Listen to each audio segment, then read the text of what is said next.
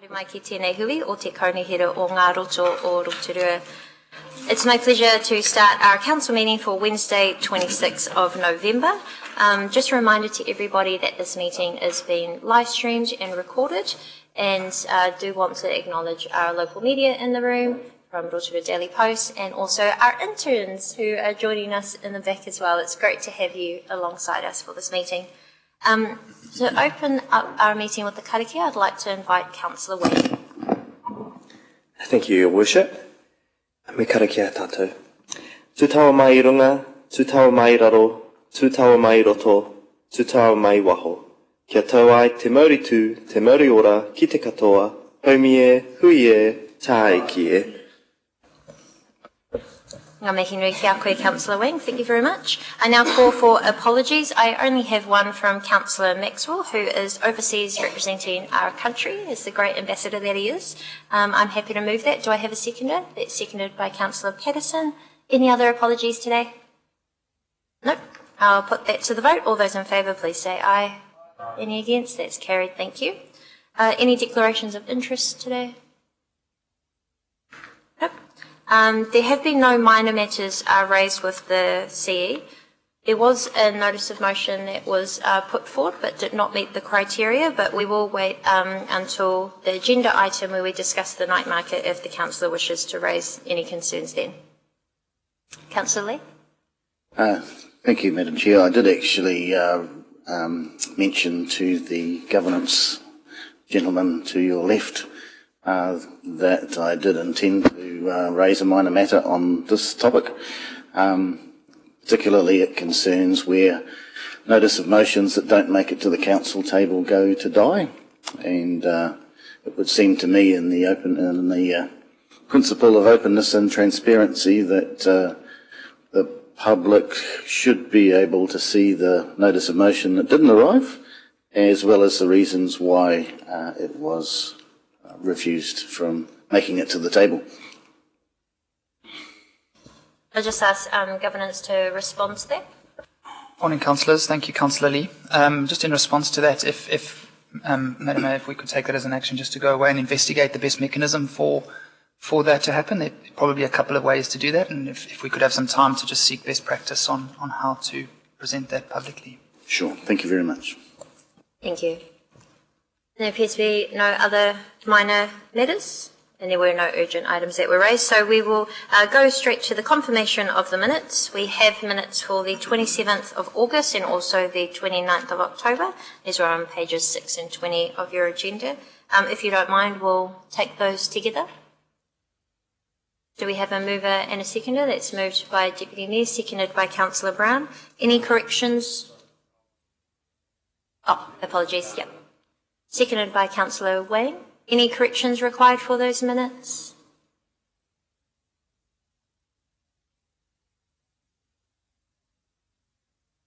There appears to be none. That is moved and seconded. I'll put that to the vote. All those in favour, please say aye. Any against? That's also carried.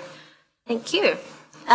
We will shortly invite Mr. Colin Guyson as the Rural Community Board member, but we will wait until his arrival, so likely just before morning tea. We have no public forums or petitions, so we will get straight into our staff reports. The first one that we have is the appointment of council representative to the Rotorua Rural Community Board for 2025 to 2028. This is on page 28 of your agenda. And the recommendation that we have is that the report be received, and then after that I will ask for a mover and a second for the appointment. So do we have a mover and a second to receive? That's moved by Councillor Temara Benfell, seconded by Councillor Wang. All those in favour to receive this, please say aye. Any against? That's carried. I think it's fairly straightforward, so we won't have an overview, but the recommendation is that Council appoint our rural councillor, Councillor Karen Barker, as the Council representative to the Rotorua Rural Community Board for the triennium, and also that the Council note that a Council representative to the Rotorua Lakes Community Board will be appointed after the by-election in March 2026. Did we have any questions on this? And then I'll ask for a mover and seconder and we can open up for discussion. Okay, let's move by Councillor Brown, seconded by Deputy Mayor. And we are now open for any discussion.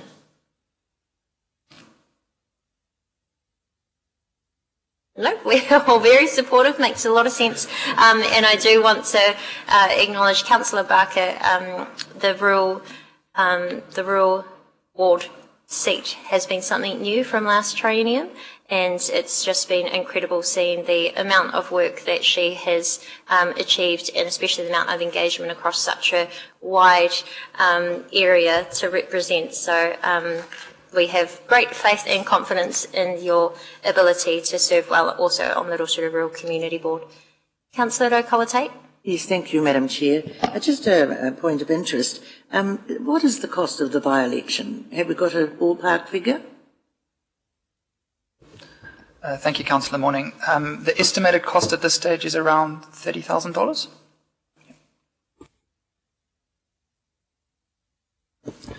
Yes, so nominations are open, and that will depend on whether there are enough candidates who put their names forward to actually hold an election, or if it's just going to be appointed unopposed.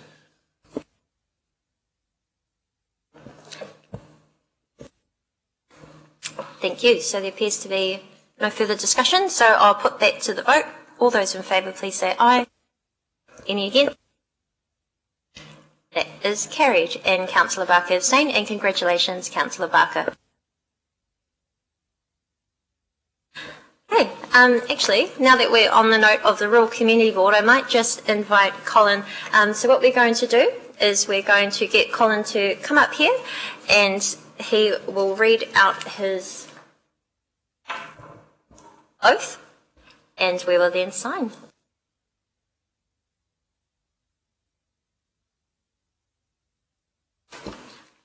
I, Colin Guyton, declare that I will faithfully and impartially, and according to the best of my skill and judgment, execute and perform in the best interests of the Rotorua rural community the powers, authorities and duties vested in or imposed on me as a member of the Rotorua Rural Community Board by virtue of the Local Government Act 2002, the Local Government Official Information and Meetings Act 1987, and any other act.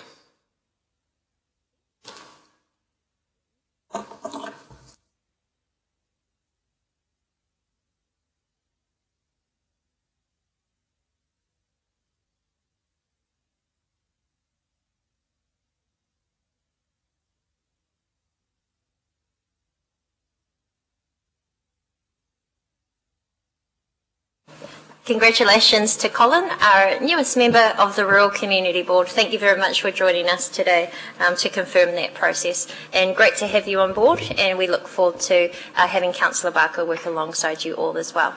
I do want to acknowledge the significant work that you also undertook in the last term on the Rural Community Board. I look forward to seeing the continued progress. Thank you, Colin. So now we will move into the establishment of committee structure and council delegations to the committees. So we are on page 32 of our agenda, and I'll first of all just ask for a mover and a seconder to receive this report, please. That's moved by Councillor O'Connor-Tate, seconded by Councillor Brown. All those in favour to receive, please say aye. Any against? That's carried. Thank you.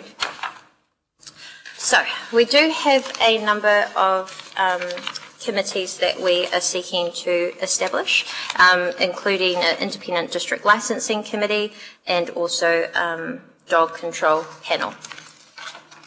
And so I'll just give a very brief overview. You will see that the delegations and the membership, meeting frequency, etc., are listed in our agenda for each of the committees. But we are going to streamline the process this term. So what we've proposed is to move from 2 committees into having a full council, chaired by myself as the Mayor and by Deputy Mayor Sandra Kai-Fong, and of course having the membership of full council. Then we will have an infrastructure committee chaired by Councillor Barker, who also chaired the Infrastructure Environment Committee last term, with all councillors and myself. We then have made a slight adjustment to the Audit and Risk Committee, given the significance of this committee and also the ability for all councillors to be involved in not only the meetings themselves, but also in the transparency and accountability of ensuring that this organisation is running well and on target. We have suggested, based on feedback, that all councillors should be involved in this committee, as well as having an independent member, as is best practice and our usual process as well. We also have the returning Te Aroha 2050 Vision Committee. This, of course, is one that we established towards the end of last year in partnership with our partners Te Tātou o Te Aroha. Chairing this, the suggestion is that Councillor Rotorua Tate, given her extensive knowledge and leadership, it would be fantastic to chair this, and deputy chaired by Councillor Temara Benfell, and they will be also supported by Cultural Ambassador Trevor Maxwell. And this will have myself, all councillors, and 5 Te Tātou o Te Aroha board members. I do want to acknowledge that while we are making our appointments, it is my intention that there will still be a leadership role from Te Tātou o Te Aroha, and following their elections early in the new year, we look forward to hearing whoever is the person appointed into that role, and of course the 5 Te Tātou o Te Aroha members. We then go to the Chief Executive Performance Review Committee. This has also had changes. This is going back to the best practice model of only having limited councillors instead of the whole council, but do reassure you that significant decisions such as KPIs and also remuneration will be brought back to the full council for a decision. So the suggestion is that myself as Mayor, Deputy Mayor Kai Fong, also Councillor Karen Barker as Chair, her Deputy Councillor Brown, and also Councillor Rotorua Tate as the Chair, be appointed to this committee. Next is the District Licensing Committee, which is independent and also chaired by Miss Anna Morrison. And then the Dog Control Panel Committee. This is very important in terms of community safety, and the recommendation is that Councillor Fisher Wang chair this, joined by myself and Councillor Barker, who were on this last term, and also joined by Councillor Ben Sanford, who I believe will have excellent skills with his legal background, dealing with what can sometimes be very complex matters. We then also have our Rotorua Lakes Community Board and our Rotorua Rural Community Board. We are on the by-election for Lakes Community Board, and we await both of the community boards appointing their own chairperson at an appropriate time. So I do want to acknowledge that there are all of the delegations already mentioned in there. There is an opportunity for you all to have questions in just a moment. But finally, I do also note that we will be establishing the Rotorua Development Joint Committee with the Bay of Plenty Regional Council. This is following on from the Future Development Strategy and the recommendation in there. And also note that the Bay of Plenty Regional Council has approved the establishment of the Rotorua Development Joint Committee, and that we appoint Deputy Mayor Kai Fong, who has worked significantly in this space, also Councillor Brown and Councillor Barker in their roles in the Infrastructure Committee to the Rotorua Development Joint Committee. And then also noting the terms of reference for the Rotorua Development Joint Committee will be brought to Council for approval once agreed between the parties.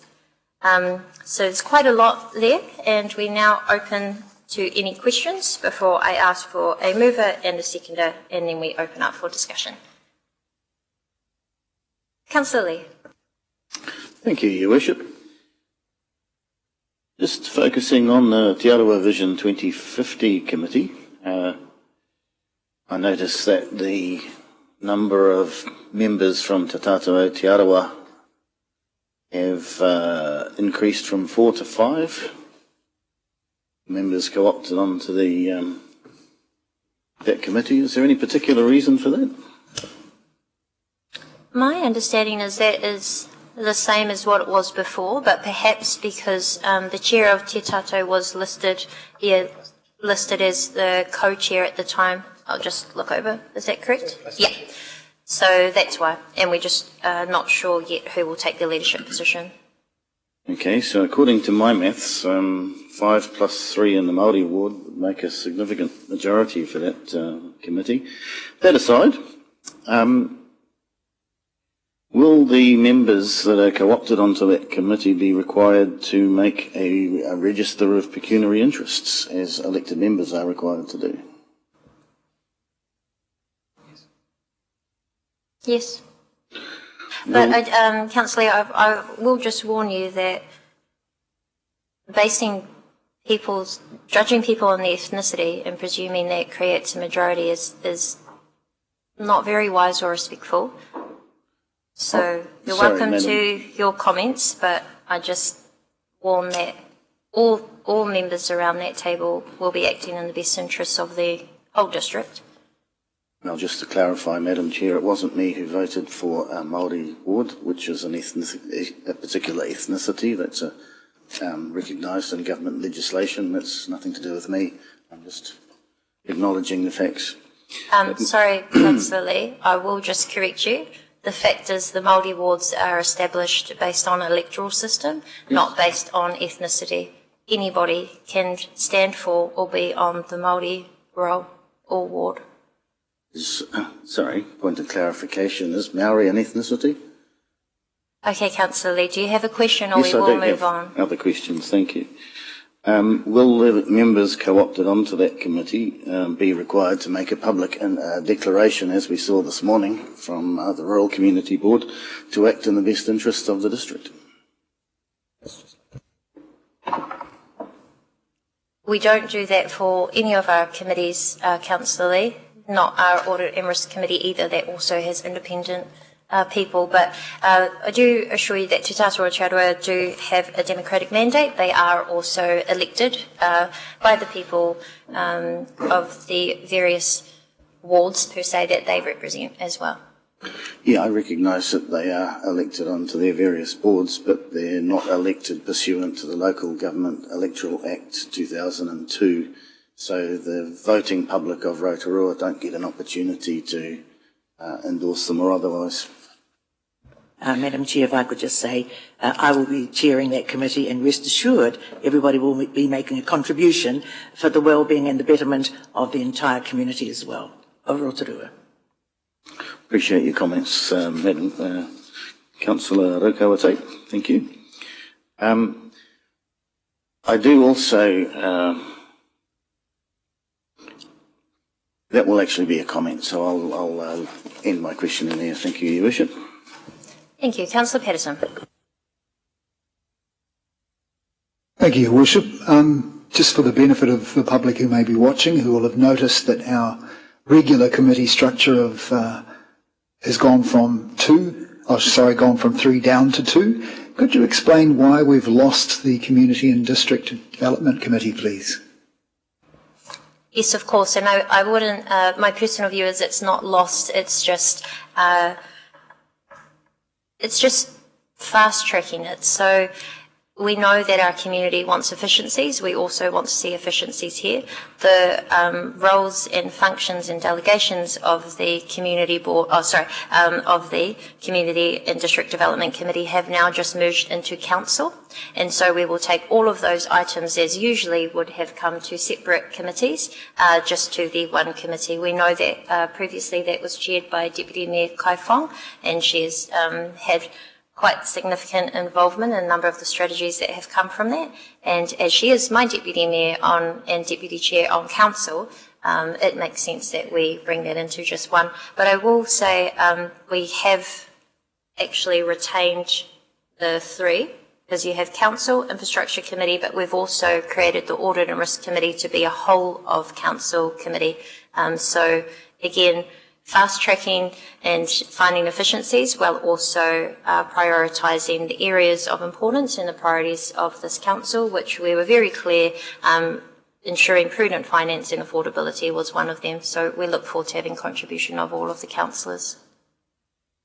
So thank you for that. Just also, I recall from discussions that we were probably chewing up quite a bit of our hard-working staff's time, being involved in quite long committee meetings some days that dragged on. So is this another way of improving their ability to carry out their work? Yes, thank you. Good question. I'll just ask the Chief Executive to respond. Thank you, Worship, and Councillor Patterson. Yes, you will recall in my first year's CES report I identified one of the significant commitments of my time, but also the executive team, was towards preparing the formality of papers and then time in the chamber. You've all received some advice from me in terms of what some ideas are for a more streamlined approach and reducing the number of formal committees, but using project steering groups to get oversight of works that are already in progress, as well as working groups to develop a policy at a more nascent level, allows elected members to have a more robust shaping contribution towards some of the policies early on before they're committed to paper, and then have significant levels of staff time go into both writing and reviewing and changing those papers. So this aligns well with the recommendations I put forward after my first year in this role. Thank you. Thank you for clarifying that. Councillor Colte. Madam Chair. Madam Chair, in light of the recent announcement by the government in terms of the role of regional council going into the future, the purpose of the joint Rotorua and regional council, the future development joint committee, do you see that as being relevant over the next wee while, or is it just something that we might have to park up for a while? It is a very good question, Councillor Colte. I will ask the Chief Executive to answer, but I will take this moment to acknowledge that only last night we had significant announcement from the government that will send shockwaves and also a big shake-up of our regional councils and potentially significant change of removing the governance of regional council, although the staff will remain. So I'll ask the Chief Executive to answer your question, but I do want to acknowledge that I have been in discussion with the Bay of Plenty Chair, Mate Moana McDonald, who I think is a fantastic leader, and together we'll continue discussions to try and make any transition as smooth as possible. Madam Chair, can I just ask, if you preferred me that question to lie on the table, I'm happy to do so, because I don't want to cause anxiety in the community at present, but I just thought it might be something that you might want to comment on, even at this early stage. Thank you, Worship, and through you, Councillor Rakawate. The time frame that's outlined in the announcement by the government is reasonably protracted. There is the opportunity to achieve quite a bit with the regional council as well. They still are in their roles, and keeping in mind that the announcement by the government was a proposal at this stage, I think my advice would be there's still potentially significant value for Rotorua to continue with that work. I might just ask Deputy Mayor if you've got any further comments on this. Yeah, thank you, Your Worship. Just for clarification, the Future Development Strategy was set up last time to do the 30-year plan changes and zoning, and out of that, so whilst we did the zoning and planning, what was the second piece of work was how we managed stormwater for proposed development. The requirement was originally that we were doing this work alone, but then on further reading of the legislation, it was a requirement that we actually partner with regional council. So we did have the Future Development Strategy set up, which did deliver that 30-year strategy. This is the phase 2 of that, and then how we deal with the stormwater mitigations for all of the additional development that is proposed as a result of that new zoning. So I suppose it is a piece of work that does need to continue, given our bus trip that we've just had looking at all of the infrastructure and issues we have around climate change and stormwater mitigation. And just, Your Worship, just one final comment if I could, just around the Community and District Development Committee as the previous chair of that. I also see efficiencies with this being rolled into council, but this will not actually absolve councillors from their responsibility. What you will see coming is a series of project steering groups that will be set up, and additionally there will be more opportunities for councillors to actually influence the workings of some of the significant decisions that come to council around finances, some of the strategic decisions around property and the CBD.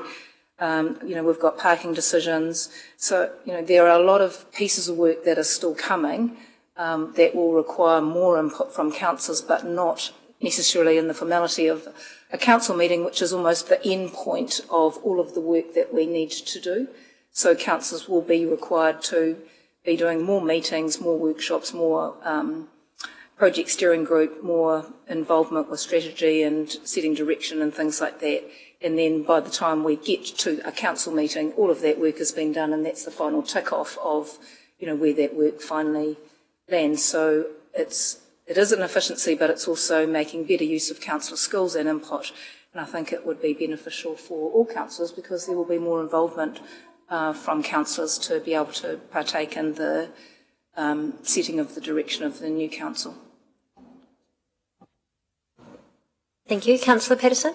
Thank you, Madam Chair. May I direct a question to Deputy Mayor Kai Fong? Via the Chair, of course.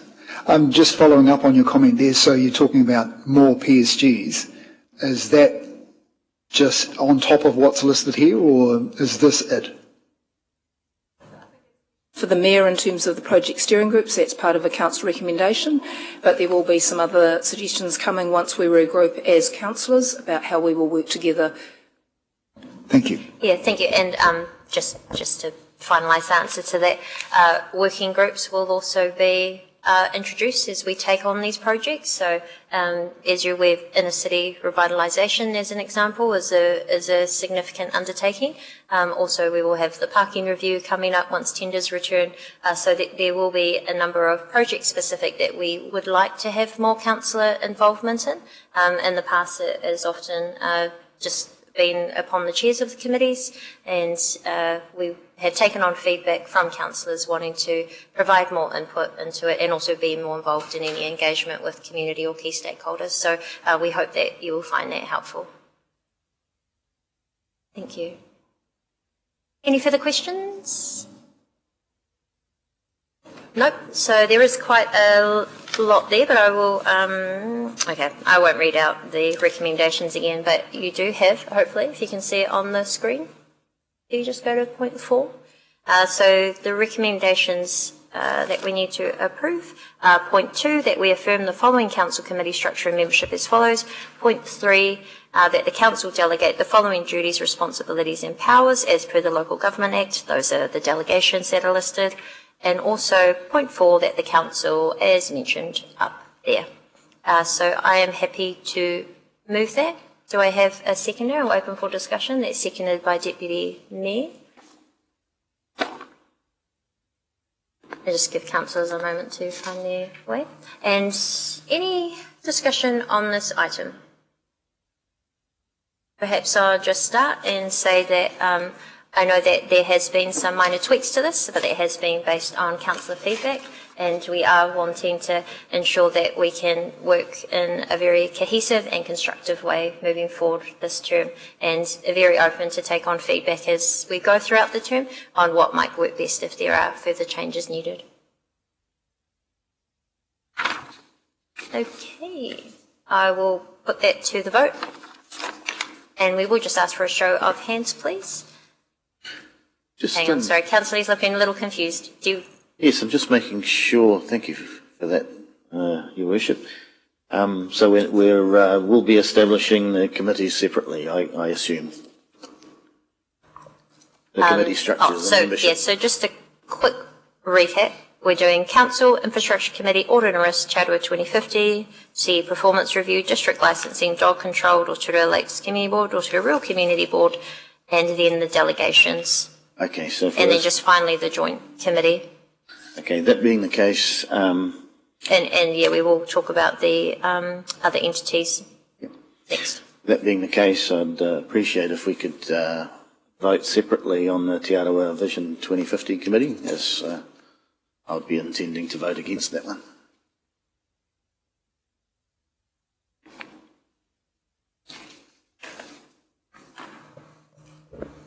We don't need to, but I will take on board your request to do that.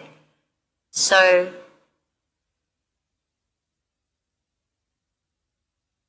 we will, hang on, how do we note that in the minutes though? That the Rotorua 2050 project. Madam Chair, All excluding the Te Arawa.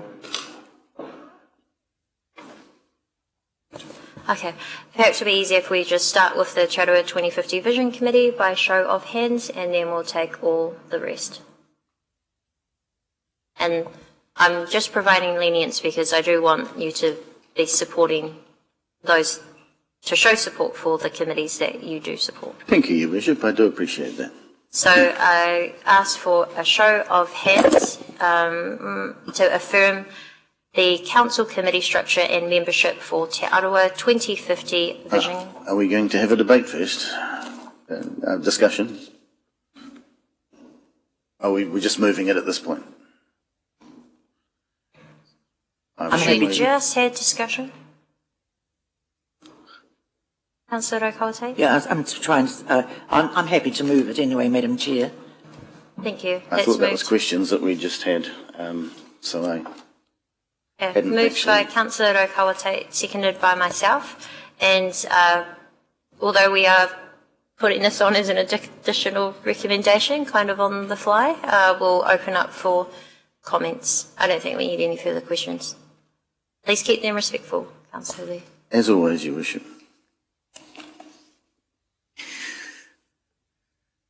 So, I obviously have concerns about this committee. In 2013, Mayor Chadwick set a vision, and her council at that time set a new vision for this council.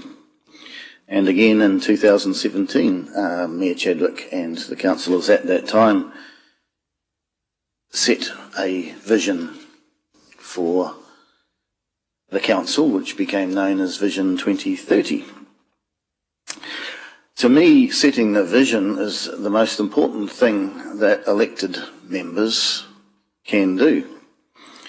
And it seems to me that that is squarely the responsibility of those who are democratically accountable to the residents and the ratepayers of Rotorua. I don't believe it belongs in the realm of a committee, particularly one that includes 5 other people co-opted on to that committee. During this period to date, during this term, we have set some priorities, but that is a level lower than setting the vision for our city, for our council. To me, setting priorities is really about rearranging deck chairs more than actually setting the direction of the council. And I also don't believe that the co-opting 5 people onto a committee is consistent with the provisions of the Local Government Act, particularly the provisions that relate to co-option. I may have heard, it rings a faint bell in my mind, that the government is also concerned about the way the co-opting provisions are being used by council. So I wouldn't be surprised if we see some movement on the government during the course of this term. So for those reasons, Your Worship, I am unable to support this particular committee's establishment, but I'm happy to support all the rest. Thank you for your leniency and graciousness. Any further comments? Councillor Timara Benfell.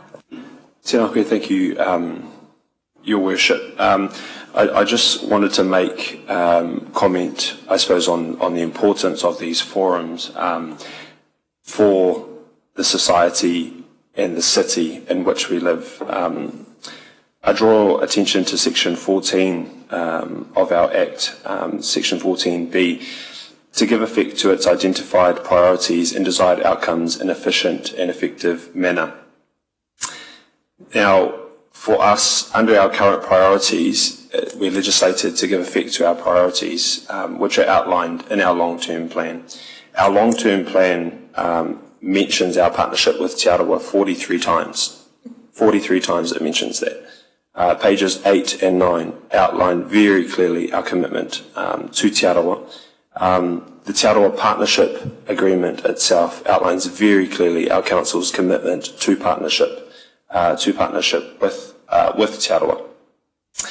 And so I think it's very clear reasons as to why we require this committee.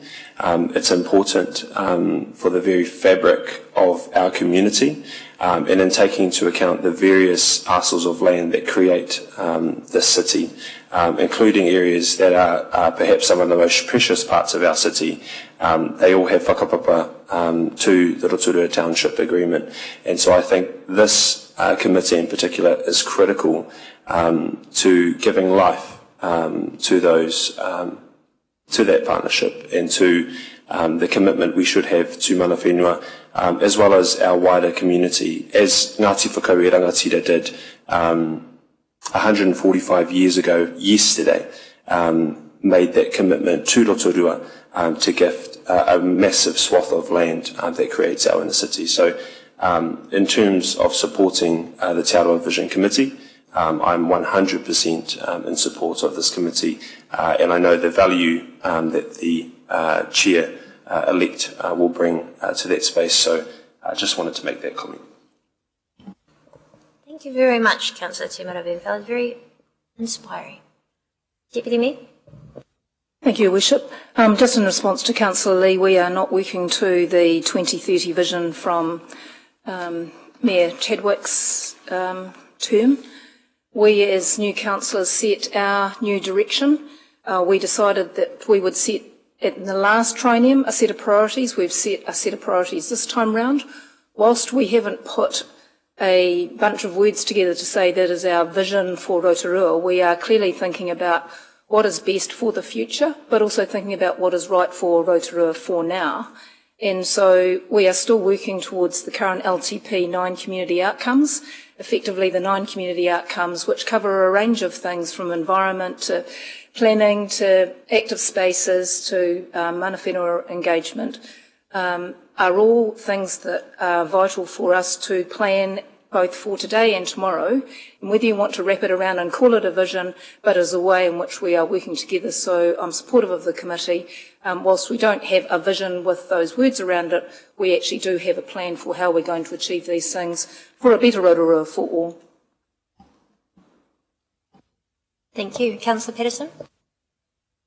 Thank you, Your Worship. I'll just keep my comments very brief. 2 words. Tātou tātou. We together.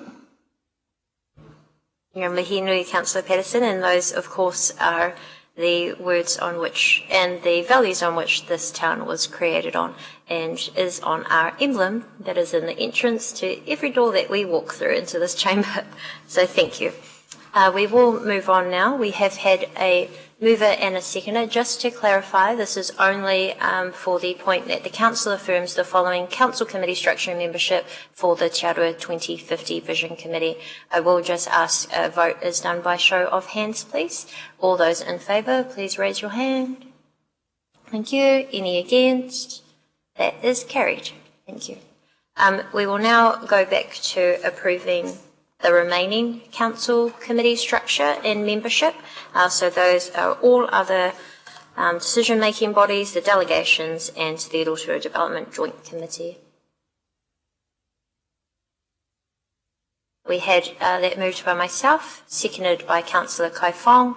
I also ask for a show of hands, please. All those in favour, please raise your hand. We're not having a discussion on this one. We already have. Raise your hand. Great. That's unanimous. Thank you very much. And so that will be how we undertake our committees, councils, and additional responsibilities. Thank you very much, councillors. We'll now move, now that we've got our internal business sorted, we now move to representation on other entities.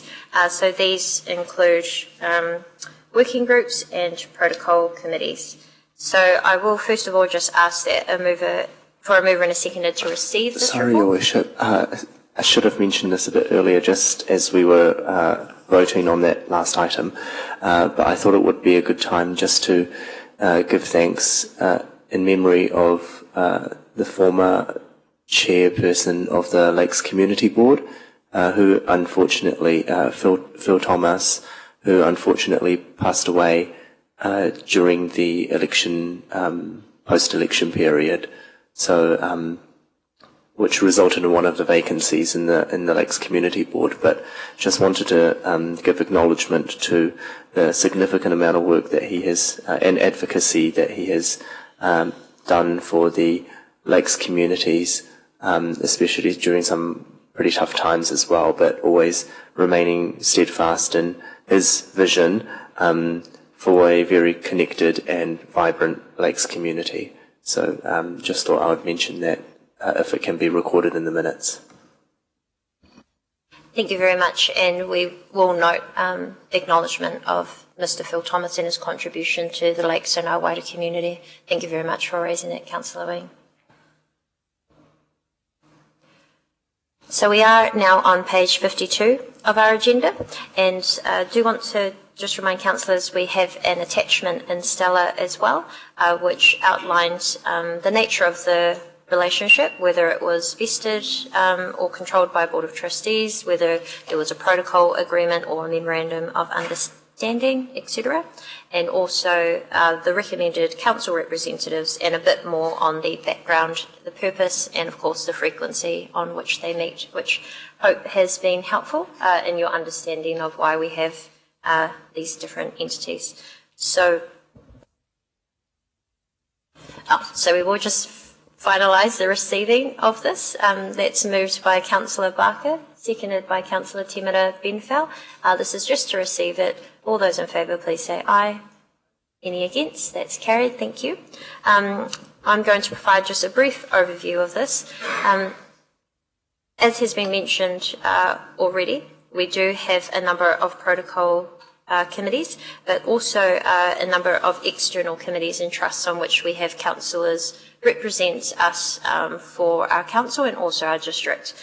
First of all, we do have a number of committees with the Bay of Plenty Regional Council, two that focus on transport and one that focus on civil defence emergency management. Because of the strategic nature of these, it's proposed that myself and the Deputy Mayor look after these. We have Friends of the Library, which Councillor Wang has been put forward for this. Friends of the Rotorua Museum, Councillor Raukawa Tate has been put forward. Kaituna Catchment Control Scheme, Councillor Temera Benfell. And then we go into our iwi and hapu partnership boards and protocol committees. So the Kauai Cemetery Trust Board, this one's quite strategic. It comes from the gifting of the Kauai Cemetery, which is why we have representatives from both council who sit alongside Ngāti Whakao representatives.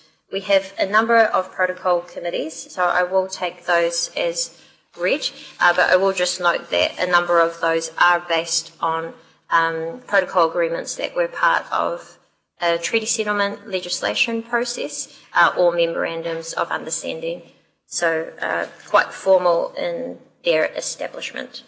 And we have recommended that our Māori ward councillors be represented on there, including myself as Mayor. And then we move to another one of our community committees, and that's the Waikawa Hannahs Bay Reserve Committee. And I just want to make a note on this because I know there was a decision last term around removing $10 million from that reserve. But as you will see, this was established as part of a treaty settlement legislation process as well. It has 3 reps from iwi, 3 community reps, including a councillor or committee member appointed by myself. Given the significance of this, but also the feedback that we had from other representatives there about the purpose of this committee was to engage further, I thought that it would be respectful and to show our good intentions on managing that reserve if I took over the responsibilities there. Madam Chair. I'll just finish with the final bit and then we'll open up for questions. And then the third point is that Council note the representatives on Rotorua Lakes Council internal and also joint working groups. So these are just some of the working groups that we have established, but as mentioned there will be further working groups project specific. I'll just cover them very briefly. There's the Infrastructure Investment for Growth Project Steering Group, which we have Deputy Mayor Kai Fong and Councillor Temera Benfell. Local Water Done Well Working Group. This is on the back of what was the 3 water reforms, now changed, and we will be working alongside other appointees from the councils around the Bay of Plenty region, specifically Rotorua, Opotiki, Kawero and Whakatane, and that will be myself, Councillor Barker as Infrastructure Chair, and also Councillor Ben Sanford, who I believe will bring great skill and experience onto there. We do have the Museum Construction Project Steering Group, which I propose that we maintain Councillor Barker and Councillor Brown on there, and then the Museum Exhibition and Funding Project Steering Group, which will be myself, Councillor Brown, and also Councillor Rokawate, who was specifically requested to join this. And then we move to the Recovered Water Management Solutions Steering Group.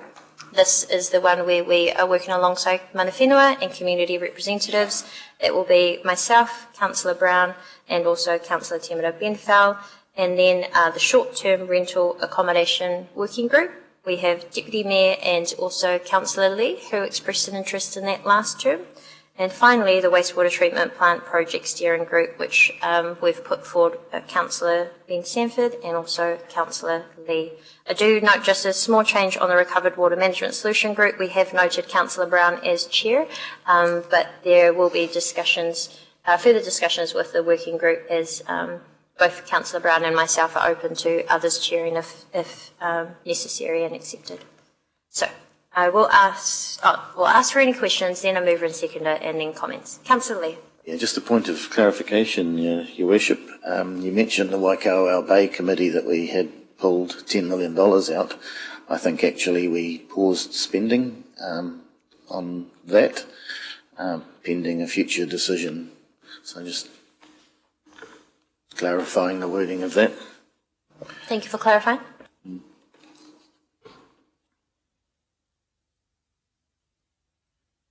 I might just take now a comment from the CE around the project steering groups and the working groups, and then we'll go Councillor Patterson.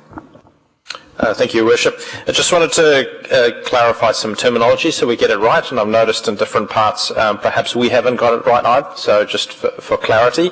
So project steering groups, as you can see in section 2.2 of your report, are part of the project management framework at Rotorua Lakes Council. They exist on many projects that are in execution phase. Typically, they haven't included elected members because the function of a project steering group continues whether they're elected members or not. As part of the change in governance and oversight of these strategic projects, I've requested that the Mayor appoint councillors onto those project steering groups. We started that in the last triennium with the museum, and we've started extending it to other projects. So these are projects where direction and decisions have been made, and they've been instructed to me as Chief Executive, and I'm executing those. So those are project steering groups. So in this case, we've sort of got some of this terminology wrong in different places, but I think we get the idea. Working groups are typically occur much earlier in the process of formulating ideas and potential solutions to challenges. Much more conceptual in nature, and again, we've established one, which is the Joint Recovered Water Steering Group. There is no project yet. It's at the ideation phase, and those typically have more councillor involvement and less staff involvement. Staff are there to provide technical advice to that group, but the working groups are involved much more in the work of generating ideas, evaluating those ideas, developing policy before it becomes executable in the form of a project and then gets packaged up. So just in terms of terminology, and there's some inconsistencies elsewhere, so the Recovered Water Management Solution is a working group, which is called a steering group. So just for clarity, we should probably tidy that up. And then in the attachment, the wastewater treatment plant is called a working group, but that's a project steering group. So we'll just tidy those up, and we'll all try to be consistent with the language so we know what we're talking about. Thank you. Councillor Patterson. Thank you, Your Worship, and through you. Might be my old eyes, but I've been through the lists twice, and including the attachments. I can't see Tato Ponamu listed. Yes, sorry, I probably should have mentioned this earlier. These are the appointments that I'm proposing. There are a few committees where a councillor was not necessarily needed. If councillors or community do wish to be involved, then you're welcome to join or be part of that group as a community representative. So I could still continue attending? Absolutely, yeah, just absolutely. Thank you. Yeah. Councillor, Deputy Mayor. And just a question perhaps through Paul, and I know this might come from Councillor Lee. It's just around the protocol committees and a request to some of the iwi representatives from those as to whether or not council meetings, or those protocol meetings could be open to councillors to attend and also for agendas to be made available. Just ask Paul to answer this. Through you, can I just confirm, so two parts to that question. One, can the wider elected members attend? Just to sit and listen, but not to be part of, obviously, the discussion, so that the meetings are open to councillors to attend if they wish to sit in and listen to what the meetings are about. And secondly, so that they have a heads up of what's sort of going to be discussed, that the agendas be available. I don't envisage the agendas being made available prior being an issue. I think what the council, I would want the time to go away and look into these arrangements. They have history, and also they were purposely set up in a partnership arrangement so that there's a conversation that might need to occur with the partners in particular. So if I can be given some grace to go away and work through that list and identify that, and then we can add also that detail to that schedule that was already built when you were going through your conversations. If my team can do that and come back to you. And I'll just thank you very much, Paul, and that is correct. So happy to approach them individually to see if that is fine. But I'll just get Greg to provide comment on the agendas being available. Thank you, Your Worship. And just following on from Mr. Warbrick, the agendas are available in Stella for you as elected members to view already, so you should be able to view them. If you do have issues, then please come and speak to us. We'll see if we can sort that out for you.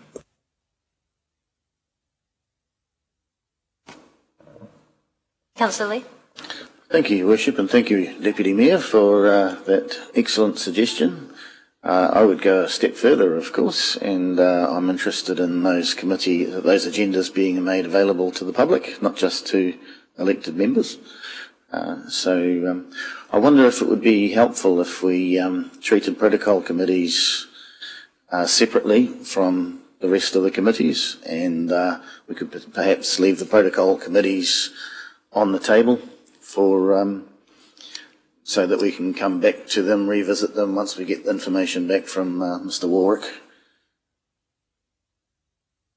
Madam Chair. There has been sufficient information provided in the attachment about the purpose of the protocol committees. There is separation of the joint working groups and steering groups, but I would like to take all of it as one because there are a significant amount of appointments that we will be making. Sorry, Councillor Rokote. No, thank you, Madam Chair. I'm just the protocol committees, high trust committees, wanting to ensure that good faith at all times is on the table as they work through issues. So I'd like them to be taken today as part of the other committees voted on. Thank you. Thank you. And I do also want to acknowledge that we have a significant amount of protocol committees, which is a very good representation of the significance of those hapu and iwi within our community, and of course the significant land and or asset interests on which are either enjoyed by the public or have public infrastructure on them. Well, if they're not going to be taken separately, I'd have to vote against the whole arrangement. But I think that's up to you, some of the Councillor answers that we would get back from Mr. Warwick would potentially affect how I vote on the protocol committees. Just a reminder, the only vote today is, even though we've provided sufficient information to help to alleviate any concerns or misunderstandings or lack of information that councillors have, today is only about the council representatives that we are appointing. That's the only decision that we are making. These are already well-established committees, but we do take on further feedback about agendas and councillors attending, which our staff will go through each and every one to have a discussion with them, and I'm happy to help them as well. Are there any further questions? Councillor Lee, final question? Yes, I have a number of questions, particularly with respect to the protocol committees. These are part of what is called on this agenda other entities. Do I understand correctly that council logos are used on the agendas of these committees and the minutes? Councillor Lee, I just want to bring you back to the relevant item before us. We are currently looking at the recommendations. Council appoint representatives to other entities as follows, or note representatives on internal and joint working groups. Yes, these are relevant to me and would affect how I vote potentially, Your Worship. Because I'm not convinced that these are in fact other entities, and they may be in fact in practice more like joint committees. But if we've got committees that have council logos being used, we have council staff preparing the agendas, we have council staff recording the minutes, council staff preparing reports, council staff making presentations to these committees, then they seem to have all the characteristics of a council committee rather than as it's called here, other entity. That may be your personal opinion, Councillor Lee. There is a very big difference. These are not decision-making committees. They provide recommendations. As has been mentioned multiple times, many are established as part of the treaty settlement legislation process. And there is information that is provided to you on what the purpose of these are and also the background to them. So I encourage you to reread that. Point of order. And what is your point of order? Actually, there's a couple of misrepresentations, I believe, in what you've just said. I disagree, Councillor Lee. Well, I haven't actually explained. I disagree. It's up to the Chair to rule whether a point of order is appropriate or not, and it's not a point of order. Perhaps so we will you could move reserve your decision as to whether it's a misrepresentation until you hear me explain. It's not a misrepresentation. I'm entirely accurate. Thank you, Councillor Lee. We will move point on. of order, disorder. Yeah, I agree. I think the member should respect the chair. Yes, please, Councillor Lee. So, if there are no further... Councillor Patterson? Sorry, Your Worship. Thank you for your indulgence. I'm just going back to the February 2023 list of committees and appointments. Please don't think I'm a cracked record here. I'm just concerned that it was given credence. The East Side Structure Wellness Plan was obviously important and listed. Has something changed in that? Is that no longer given the credence that the rest of these committees do have? Just concerned that they might be watching this and take a dim view that we're not giving them the due respect. I'm concerned, that's all. Thank you very much, Councillor Patterson, and certainly don't mean any disrespect. The Eastside Wellness Plan was an excellent strategy that was a piece of work and a project that has been completed, although I appreciate that there is ongoing community engagement and action to deliver on that plan itself. While I can't maybe resolve all of your concerns now, let me take that back and have another discussion with you and see how we can alleviate Thank that. you. Thank you. Okay. We will move on now. So I will ask for a mover and a seconder, and then we'll open up for discussion. That's been moved by Councillor Temero Benfau, seconded by Councillor Barker. We are now open for any discussion.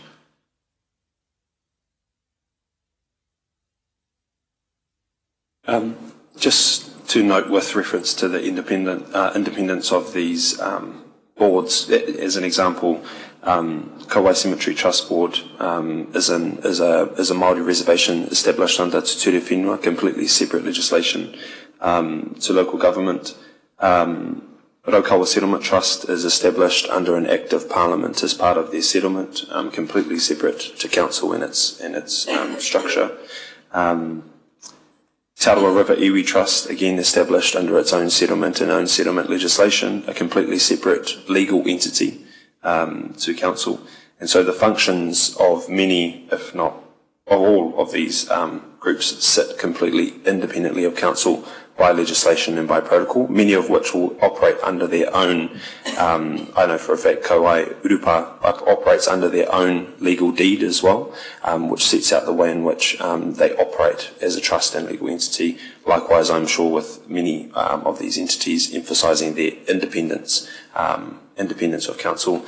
No doubt, as Her Worship has outlined, through settlement process we have obtained an appointment to those boards due to our role that we play under the Local Government Act. So just wanted to re-emphasise the independence of those entities under their own legislation, under their own deeds. Thank you very much, Councillor Temero Benfau. We're open for comments. Councillor Lee. Thank you, Your Worship, and I thank you for your clarification there, Councillor Temero Benfau. I do agree with you when it comes to Tarrant. I have taken a dive into the Ngāti Whakaui arrangements, and the protocol committee is based on the protocol agreement signed in 1996, which was a optional instrument that wasn't actually compelled by the settlement of the Pukeroa Trust in 1993. So that would be one example of a committee which doesn't fit under that category. At least that's my understanding. Councillor Lee, sorry, that's not relevant. I was responding to Councillor Temero Benfield's assertions, Your Worship. Okay, but we're not discussing Pukeroa Orua Whata, and Ngāti Whakaui have multiple entities and multi-millions of dollars worth of assets and ongoing generosity, from the gifting of lands to also the continued preservation of the reserves that our community enjoy. I do acknowledge that we have an agreement in place, but it's not actually a requirement of the treaty settlement, or that's all. That's all I'm saying. Madam Chair, can I just say, first of all, I do want to thank Councillor Benfield for his explanation. I'm listening to Councillor Lee this morning. It seems to me that there's a gap in his knowledge, because some of his comments have been quite ignorant, in fact. So I would have thought that he would be more familiar with these entities, the historic background to them, the future role that they play in Rotorua. And so it does concern me a little when I hear some of these comments coming from Councillor Lee. So I don't know if there's an opportunity for him to get up to speed, to become more informed. I hear a lot of information often coming from that side, but little wisdom. So I'm just saying gaps this morning have been quite obvious, Councillor Lee. And that's not what we're here for. We're here to do the business of council. So, Madam Chair, I hope you don't mind, but I'm grateful to Councillor Benford for providing that background this morning. Thank you. I think we've all discussed this enough.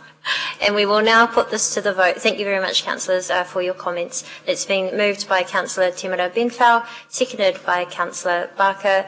We will raise your hands. All those in favour, please raise your hand.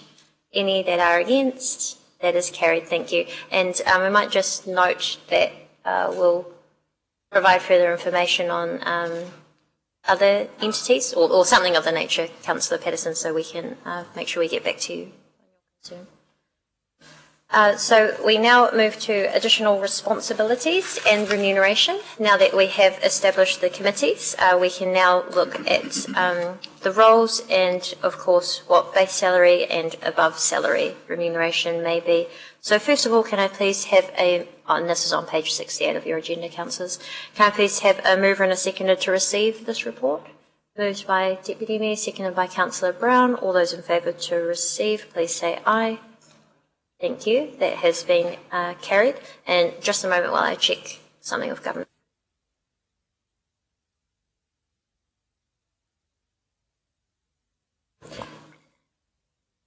Thank you. So I will overview this report now. I have mentioned in the establishment of the committees the councillors that are being put forward to be the chairs or deputy chairs, but I also want to acknowledge that there is also the return of a cultural ambassador role. Councillor Maxwell has had this in the past, given his significant honours not only from the King himself, but also our community in his role as an ambassador, and the fact that he is also overseas right now as an ambassador. I think we're very fortunate to have not only the longest serving councillor on our council, but also with the significant amount of connections, experience and passion that he has. So that is why I have appointed him the Cultural Ambassador. And also Councillor Wang, who is continuously out in the community, not only with our Multicultural Council, but also a number of different entities such as Rotorua Trust on the Rotorua Youth Centre, and also has been significant help for me when I have travelled overseas as well, and also the significant amount of international delegations that we host here in Rotorua, and his contribution there has been absolutely invaluable to me, and so that is why I wish to appoint him the Community Ambassador. So those ones are new, and there is an additional salary that comes with that, as noted in the report too. I do want to just point out a slight change to this for the Te Aroha 2050 Vision Committee. For the chair and the deputy chair, there's been a very kind recommendation that the additional salary on that be shared, given the expectation that they will both be contributing just as much as leaders of that committee. So you will see now that the highlighted area has changed. Overall, I do want to acknowledge that feedback from councillors was wanting to ensure that the remuneration had a fair spread. The minimum amount for councillors would usually be $63,983, but the spread that you see before us ensures that there is at least a base salary of $84,000. Now that does come with an expectation that all councillors will be present, will be involved and will contribute not only to our council meetings but also the many additional roles and responsibilities that we have out in our community as well. And I do ask that we continue to all act in the best interest of everybody in our wider community and consider that they have voted us on here to make sure that we not only work hard but we also participate and vote on matters that are of importance to them. So I will keep it brief and open up if there are any further questions. No, and I do. Oh yeah, Councillor Patterson. Thank you, Worship. Again, just for the benefit of those who don't really understand the process that we're going through, would you mind just elaborating for their benefit how the appointment process happens?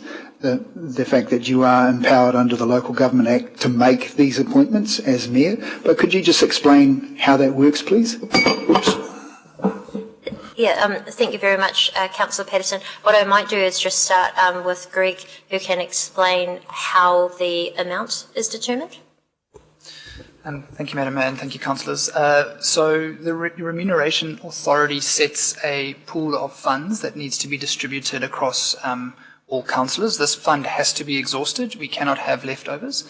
This is to ensure that the remuneration for elected members is kept independent of decisions potentially made at this table that could jeopardise pay or anything like that, or remuneration. So that fund has to be exhausted. We do have a calculation table that we have to use. It has to balance to zero. And so that has been something that we have been working on in order to get this to balance.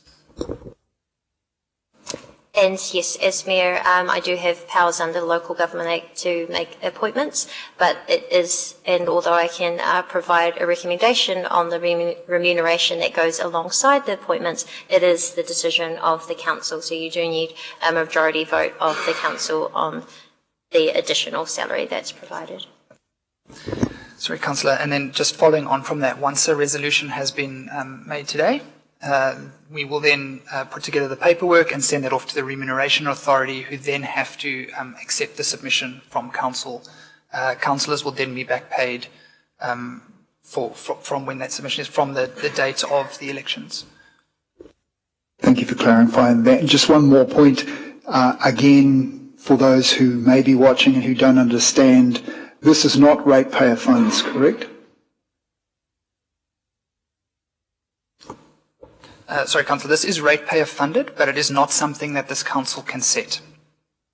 So it's not us setting this, it's actually set by an independent body, the Remuneration Authority. Correct, thank you. I will just note that there is also opportunity through a representation review to determine how many people and from where are around the council, and in the past when we had 12 councillors, that was a decision of the council at the time, and actually both Councillor Rotorua Tate and myself were on the working group where we reduced from 12 councillors to 10, which then allowed enough funding to establish a rural community board as well. And we will also go through a representation review in this term of council, just because we also have community board members in case you're wondering about that. Any further questions? Councillor Barker. Just further to your comments there, Your Worship, I understand that the funding for the community boards, Lakes and Rural, comes from a separate fund, as does the mayoral salary as well. Is that correct?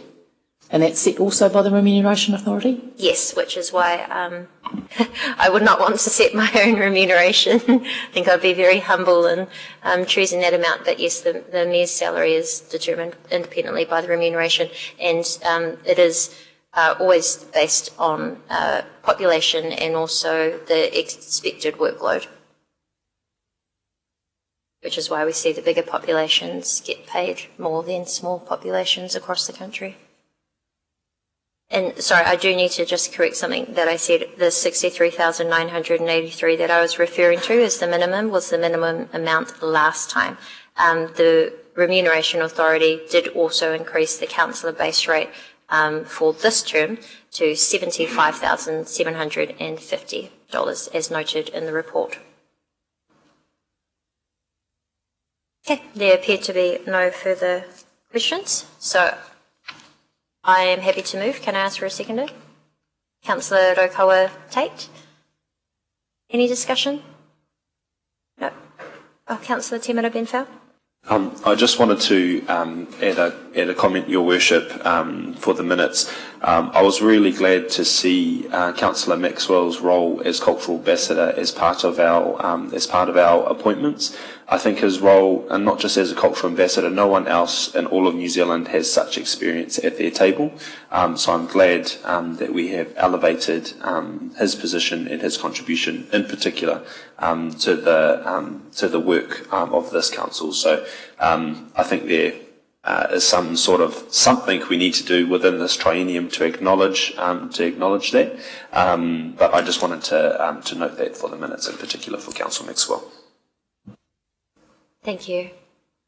Really appreciate that, and I'm sure he will be humbled by those comments as well. So we will put this to the vote. I ask for a show of hands, please. All those in favour, please raise your hand. Any against? That is carried unanimously. Thank you. We do just have a few other items, so we'll go to adoption of standing orders, and this also includes urgent meetings, attendance via audio-visual, procedures for speaking, motions, casting votes, public forums. and then we will go on to Code of Conduct adoption. So we welcome Greg and Rob to present this. Oh, sorry. Can I please have a mover and a seconder to receive this? That's moved by Councillor Brown, seconded by Councillor Wang. All those in favour to receive, please say aye. Thank you. And over to staff. Morning, councillors again. Thank you very much for letting us bring this to you this morning. This is, we're just going to briefly run through the standing orders and just some of the options that are in front of you in your paper today. Alongside me, I have Rob Griffith. He is our governance advisor, and Rob really thrives in the standing order space and is across the legislation and what is happening nationally as well. So I think I'll just throw straight across to Rob. Thank you, Greg. If I may, through your worship, I promise I'll be articulate. So if you're struggling to hear me, then let me know.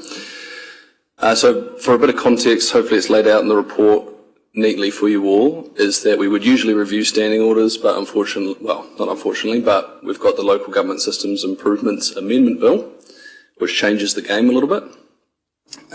So some key points for that bill is that once, if it is passed, you won't be able to make changes to the Code of Conduct or the standing orders anymore.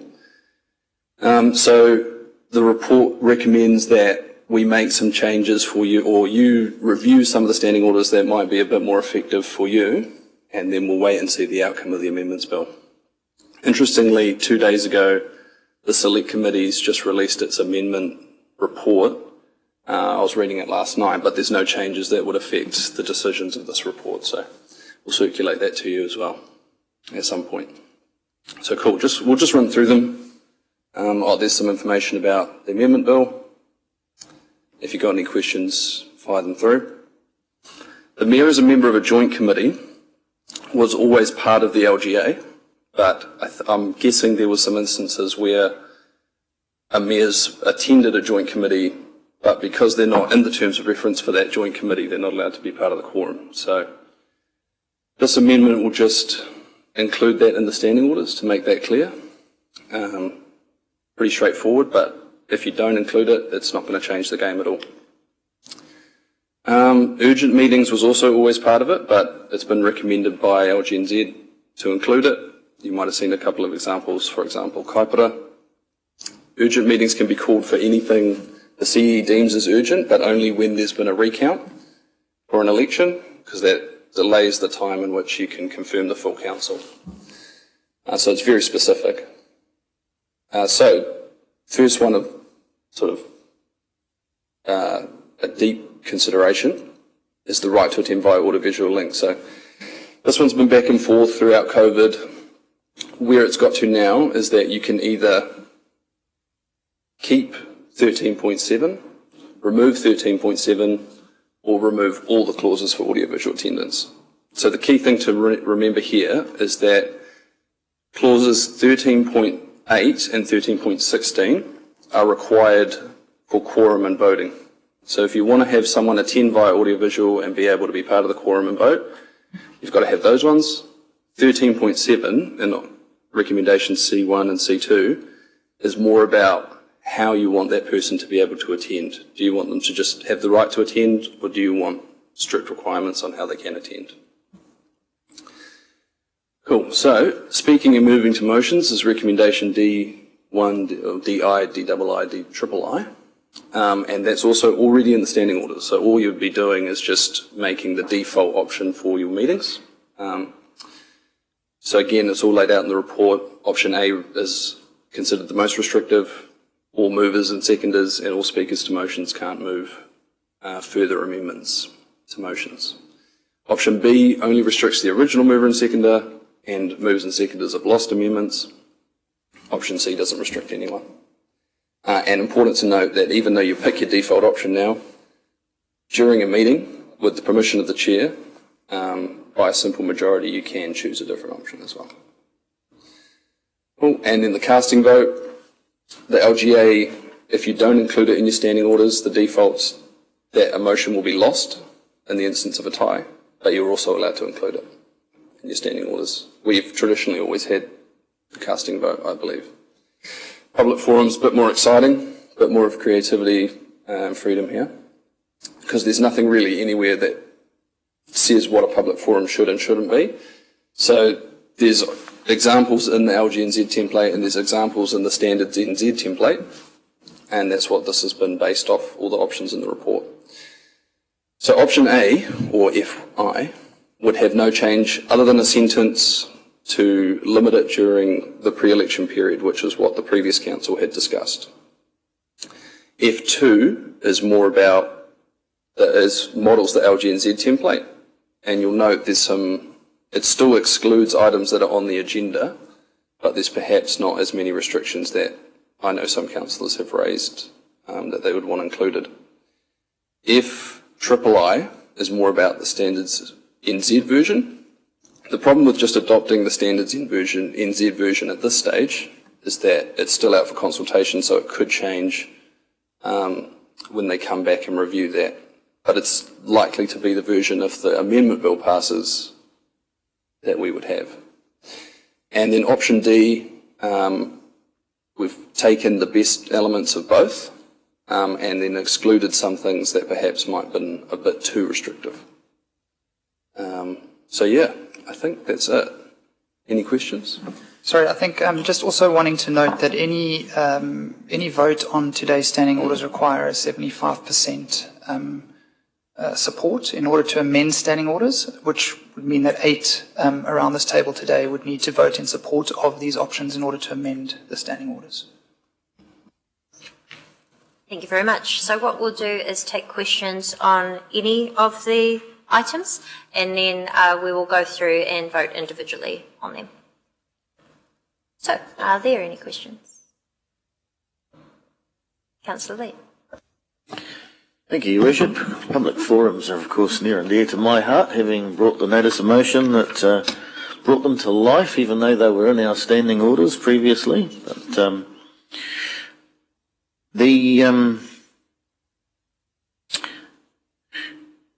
we adopted the standing.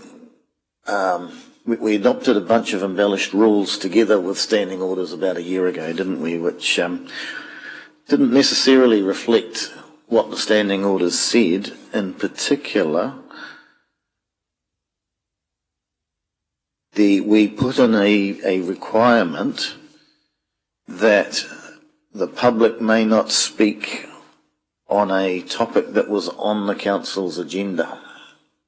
So that actually wasn't in the standing orders, our previous standing orders, was it?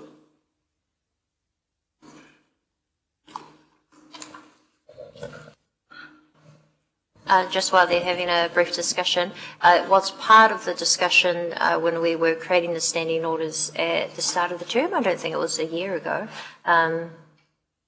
When public forums came in, it was part of the discussion with councillors. I don't believe it was formally noted in writing, but we'll hand over to the staff.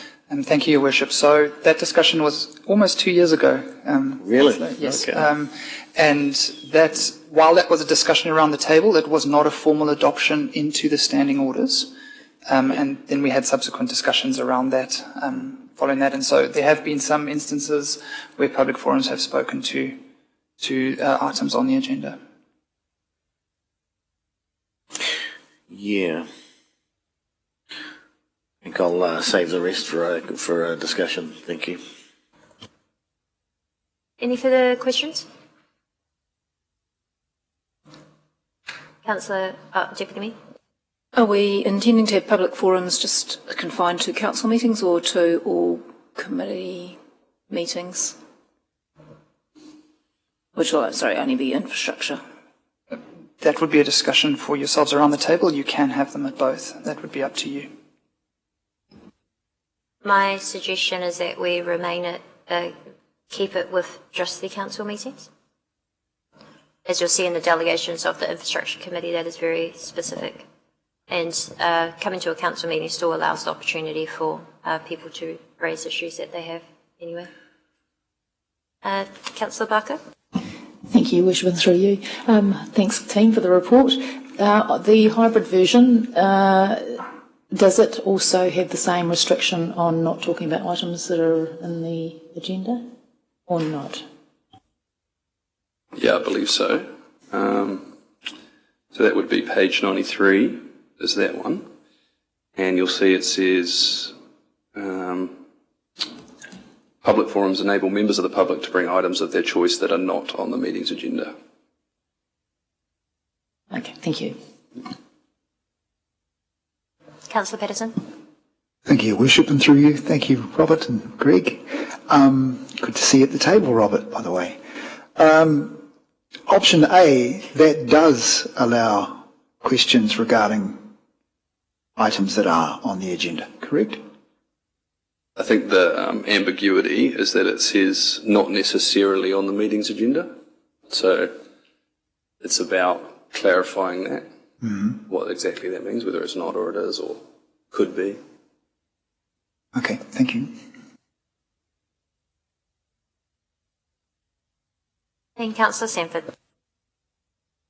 Thank you. I just wanted to clarify something around whether the speaking item is on the agenda or not, and then what the council or the committee would be able to make decisions on. I thought that one of the options, if it was spoken about by the attendee, then that body would not be able to make a decision on that. And I was just wondering, I haven't sat through these like the previous council, so I was wondering if there's ever an issue with if this had happened where you had someone come along to speak, they'd raised an issue in a public forum, and then that body had been unable to make a decision on that because they'd raised it. And I thought there was one of these options that specifically mentioned that. Yes, I know. I think what you're talking about, Councillor, is, say, option A, where it has the not necessarily on the meeting's agenda. The no resolutions clause has to include the second part of the sentence there that reads, unless related to items already on the agenda. So there'll be no decision or debate unless it is already on the agenda. But then you'll see the restrictions clause for every other option just says that there can be no discussion and debate because there wouldn't be an instance, you'd assume. Yeah. The item would be on the agenda if it was being raised. Through you, Your Worship, so if I can clarify, the public forums, a speaker at a public forum would never be able to constrain an item that's already on the agenda, which was the concern. So just to reassure everyone, that doesn't transpire under any of the options. Sorry. Councillor Patterson. Thank you, Your Worship. So just also on that similar vein, my understanding from reading was that if a member of the public raised something that wasn't necessarily on the agenda, that even though that had been raised in the public forum, the council can't then go and make a decision at that meeting on what that was made. That has to follow the process, correct? Correct, Councillor Patterson. Part 6 of the LGA still applies, and good decision making and ensuring that you have enough information to make decisions. So that will not be the case. You cannot make decisions off the back of a public forum if it's not an item on the agenda. Thank you. Okay. Any final questions, Councillor? Yeah, sorry, I didn't understand the Chief Executive's comments about somebody not being able to, a speaker not being able to constrain council or something. I'm going to clarify my clarification, and that is, just wanted to be clear that in the questioning from Councillor Sanford, that there wasn't a understanding around the table that if somebody spoke at a public forum on a topic, that would then prevent a scheduled agenda matter later in that meeting from being addressed. So I was just clarifying that that wasn't the case under any option. Comfortable with that? Yes, great, thank you. I do have another question about questions, actually, because there are various options presented about how questions by elected members is handled with standing orders. There can be none at the chair's discretion, and one of the options were to, if somebody speaks for 3 minutes out of 5, that would leave 5 minutes, 2 minutes for questions. That would be one of the options available to us, wouldn't it, guys? Councillor, that's the chair's discretion. So the chair will have discretion as to whether there's questions at a public forum or not. I thought there was an option in here where the public can basically use their time as they please, so it wouldn't be a matter for the chair's discretion. It says with the permission of the chairperson, with the chairperson's permission, and so that leaves the discretion of the chair. Okay, I'll hurriedly check that, thank you. You would be right, Councillor, that they also with the chairperson's permission, but in some options they've got to be within the time limit. Some options it's that they can extend the time limit. So there's differences there, but they're all with the chair's permissions. Okay. So I think we will now move through them. We'll go through them one by one. We'll ask for a mover and a seconder, and that mover or seconder highlights which option that they wish to have. We will then open up for any discussion on that before putting it to the vote. So as a starter, for the first one, that councillor agreed to the following: Mayor as a member of Joint Committee. Anybody happy to do AI? Thank you. Moved by Deputy Mayor, seconded by Councillor Brown, and as has been noted by staff, that should just, should just make it easier. Any discussion on this? Nope, we'll put that, do you want to? We'll put that to the vote, and we will, ask for a show of hands just so governance can ensure that it's passed. All those in favour, please raise your hand. Any against? That's carried. Thank you. We now move to urgent meetings. Any recommendations for this? I'm happy to recommend BI, that standing orders include provision for urgent meetings, and that's seconded by Councillor Barker. Any discussion on this one? Nope. We'll put that to the vote. All those in favour, please raise your hands. Thank you. Any against? That's carried. And now attendance via audio visual link. Deputy Mayor moves option C2. I'm happy to second that. And do you have any comment on that? Just by way of clarification, I think what we've agreed is that as councillors is that we will make every endeavour to attend meetings in person. However, there will be instances where we are not able to attend, but in that situation, I think that it's both courteous, both to your fellow colleagues and also to the chair, whether that be the mayor or chair of a committee, that councillors actually request the right to attend by an audio-visual link. It also means that staff have the opportunity to make sure the equipment is set up.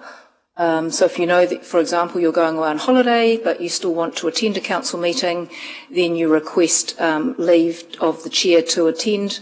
So that there's still an ability there, but it's just letting your fellow colleagues and staff know in advance. Obviously, there'll be situations where you may be sick, but in that situation, I'm sure that you'd be tendering your apologies, and if you were well enough to attend by audio-visual, once again, you would request that via the chair or the mayor of that committee. So I think that there was one council meeting or one other council where I think one council was in Scotland or somewhere like that for pretty much all of the Tri-NEM attending all meetings online. I think the public expect us to be doing the work of council, and that we should be seen to be doing it, and we should be attending it in person. Also, it is extremely difficult often when you are on Zoom to participate fully, and also for the chair to involve you in the discussions.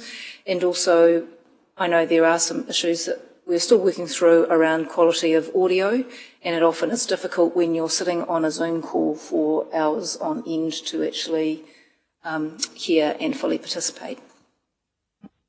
And just to back up those comments, then we'll go to Councillor Sanford. I also want to say that as a chair, it is completely fine if you need to Zoom in, but we want the expectation to be that you are here in person, and that the audio-visual is just by exception. It has been quite difficult in the past when we find out only 5 or 10 minutes before the meeting, and as you see, we do have TVs and audio to set up, which can be challenging and a little bit disruptive on the day when we need to start the meeting. So, Councillor Sanford, you had a comment? Thank you, Madam Chair. I think I've answered my own question here by just further reading the standing orders, and so 13.11 and 13.12 will remain, and that will just be up to the Chair's discretion to allow that. Yeah. Yes. Councillor Temera Benfell?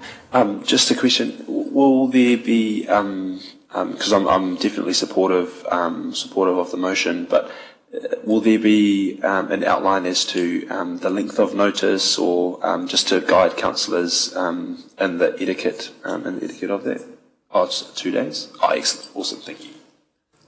But again, discretion of the chair. I'm sure all of the chairs, if you wake up sick, if you could just let us know as soon as possible, that's fine. Councillor Brown? Thank you, Madam Chair. You just touched on that if you are unwell, and I think COVID really changed how we approach being around other people when you are unwell. So 2 days out might not work, but if you are barking a cough and you don't want to bring down the whole of council, then maybe you won't attend. But, just make that observation. Yes, we want to be productive. Please don't make us sick. So I think that's adequate comment. So we will put that to the vote. All those in favour, please raise your hand. Any that are against? That is carried. Thank you. The next one for us to discuss is procedures for speaking and moving motions. Deputy Mayor. I'm happy to move option A, which was the default option that we used last time round. Yep, DI. I do want to note, though, that as we have with, although option A does have restrictions, whenever we have had a issue of significance, the chair has usually, based on either a request from the councillor or themselves, allowed provision for all councillors to be able to speak to the matter. Seconded by Councillor Wang. Any comments on this one? Nope. Okay, we'll put that to the vote. All those in favour, please raise your hand. Any against? That's carried. And now the casting vote. Deputy Mayor? Happy to move option E1 or I1. Okay. Seconded by Councillor Wang. Any comments? Councillor Lee? Just a question, Your Worship. There is some talk about the casting vote traditionally being used to maintain status quo. Is there something you can tell us about that and how that might apply to this issue?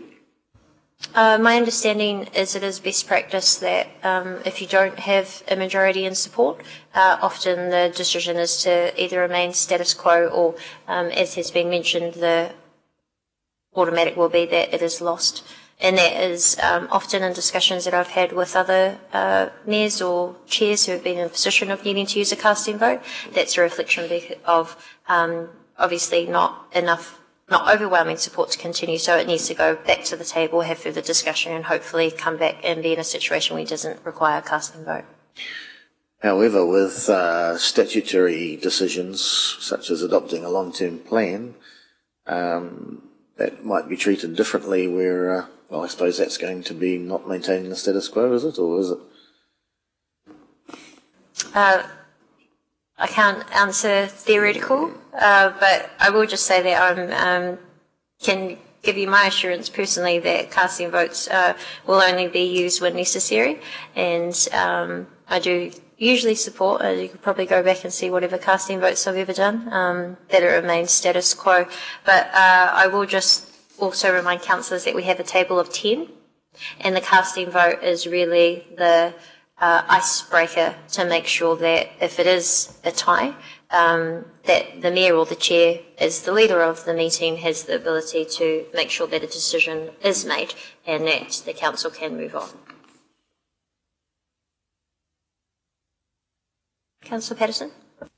Thank you, Your Worship. Just clarifying that comment there. That doesn't necessarily mean maintaining the status quo. It means making a decision and moving forward. So that doesn't mean going back to the table and leaving it on the table or whatever to decide amongst ourselves how we move forward. It just means a decision is made if you cast your vote. It's entirely up to whatever the recommendation we were discussing was. If it is something such as a long-term plan, then yes, it may need to go back or not. I can't answer that right now, but status quo is mostly just what would be the business as usual instead of introducing change. Okay. Hopefully we never have to. Yeah. I hope we never have to use this. It'll be simple. So we seem to have no further comments, so we'll put that to the vote. All those in favour, please raise your hand. Any against? That's carried. Thank you for the discussion on that. I think it's really good that we are having a good discussion on how we will conduct our meetings moving forward. Next, we have the public forums. I'd like to move option D, if I may, Your Worship, with an amendment, if I may. You mean? What do I mean? Option 4, there you go. As per option D. As per attachment. Standing order 15 be amended as per option D, attachment 3. Just find that. As per error, yes. That is on page 82. It's the hybrid option. We'll just see if there is a seconder, and then we'll open up for discussion. If there is no seconder, then I will be happy to put forward an alternative.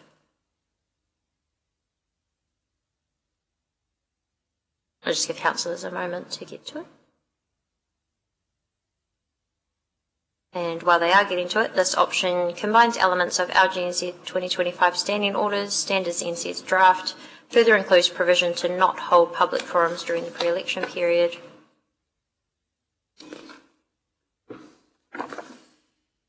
You have to provide presentation materials 1 working day prior. Chair can extend speaking times.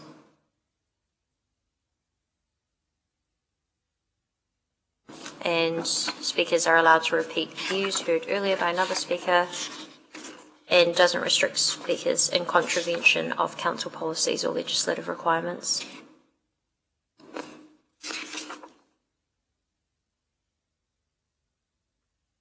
Do you have a question?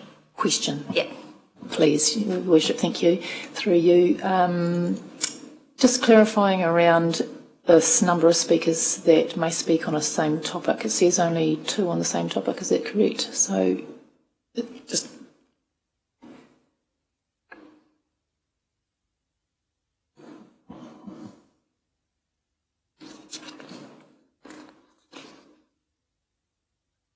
Yeah, my understanding is option D means that you can repeat. There's no limit. Sorry, no limit of speakers? No limit of speakers talking on the same topic. Because on page 82 it says option D includes a restriction that only 2 speakers may speak on the same topic at a meeting. That's on page 82 of the agenda.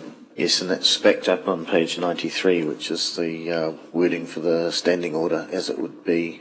That's one of the amendments I would prefer to take out of option D. And if I had a seconder, we can perhaps explain the merits of that or otherwise. It doesn't seem to be an immediate seconder. I certainly will be proposing a less complicated option. There appears to be no seconder, sorry Councillor Lee, so that has not been put forward.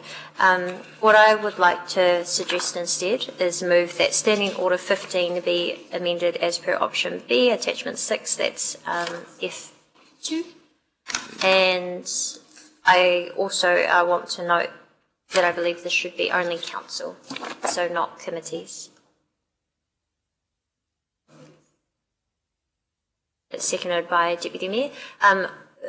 Just given a little bit of reasoning to councillors, and Deputy Mayor may want to as well. But I think that this will provide good order in terms of public forums. I do have concerns if public forums if public forums were able to be used for people to come and present on agenda items of that day. That's probably my key concern, because we do have consultation processes such as submissions and hearings, and as we have limits to speakers, I wouldn't want that to alter the view of the decisions of the day without allowing other perspectives or the wider community to be heard on that, as we do in our usual council consultation and processes.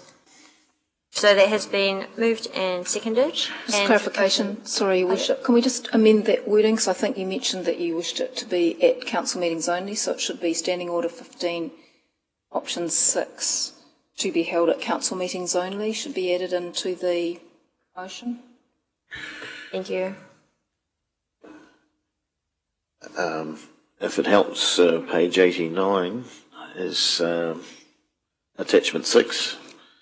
And it specifically says in there on the third paragraph that in the case of a committee, any issue, idea or matter raised in a public forum must fall within the terms of reference of that committee. I think that's the original way the public forums were intended to work, so that on the Lakes Community Board, for example, the public could come along and present something to that committee that's relevant to lakes. And likewise with the Rural Community Board. And it would seem to me to be eminently sensible as it currently is in that respect. Any further comment? Councillor Patterson? Yes, thank you, Your Worship. I am concerned with removing the option of being able to speak about issues that do appear on the current agenda, because quite often people will only read the agenda a few days before and go, oh, that's something I'm concerned about and want to raise it. 9 times out of 10 it won't necessarily influence the outcome of what we discuss, because there's more information that we have to access and be presented to than what they may actually have. But at least it gives them the opportunity to vent their concerns to us and be heard. Otherwise, after the fact often creates more angst and more anger, rather than having the option of saying, hey, I disagree with you or I agree with you because on this particular topic. If we leave it to only when it comes to consultation, it might end up disadvantaging us because we may not have considered the points that they raise.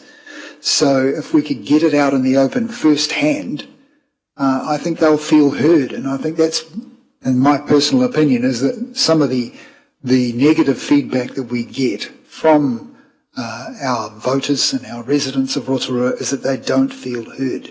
If we take away this option for them to make a comment on something that grabs them immediately, I think it may have a negative impact on their perception of democracy and our interpretation of that. Thank you, Councillor Patterson. I do note that request to speak, as noted, must be made one clear day prior to the meeting. There is also reasons to that, and they also must outline the matters to be discussed. And if they wish to make a presentation, they must share that with us too. That also just makes sure for us as council that we understand who is coming to present and what they are wanting to talk about in the public forum, and that it's relevant and appropriate and respectful. Yeah, but I appreciate your comments as well. Sorry, I saw another hand somewhere. Was it Councillor Lee? Yes, so just contributing my 2 pennies worth, I would definitely support this being extended to committees and subcommittees. I think it's very natural for the public to want to come along and talk to us, particularly when there's an item on the agenda. That's why they want to come to us and talk to us and give some consideration to whatever there be in their bonnet is that might be highly important to them. I I think the underlying principle for public forums, and this hasn't been part of this council's culture until the last year or two, is freedom of expression, to allow the public the opportunity to freely come to us and get off their chest, as Councillor Patterson says, whatever is important to them. We shouldn't be overly censorious. We shouldn't be probing them for details about what they want to talk to us about. If there's more than two speakers that want to talk on the same topic, it's obviously, there's every chance that there's going to be a different perspective coming through, and they should be allowed such opportunities. I understand that when we first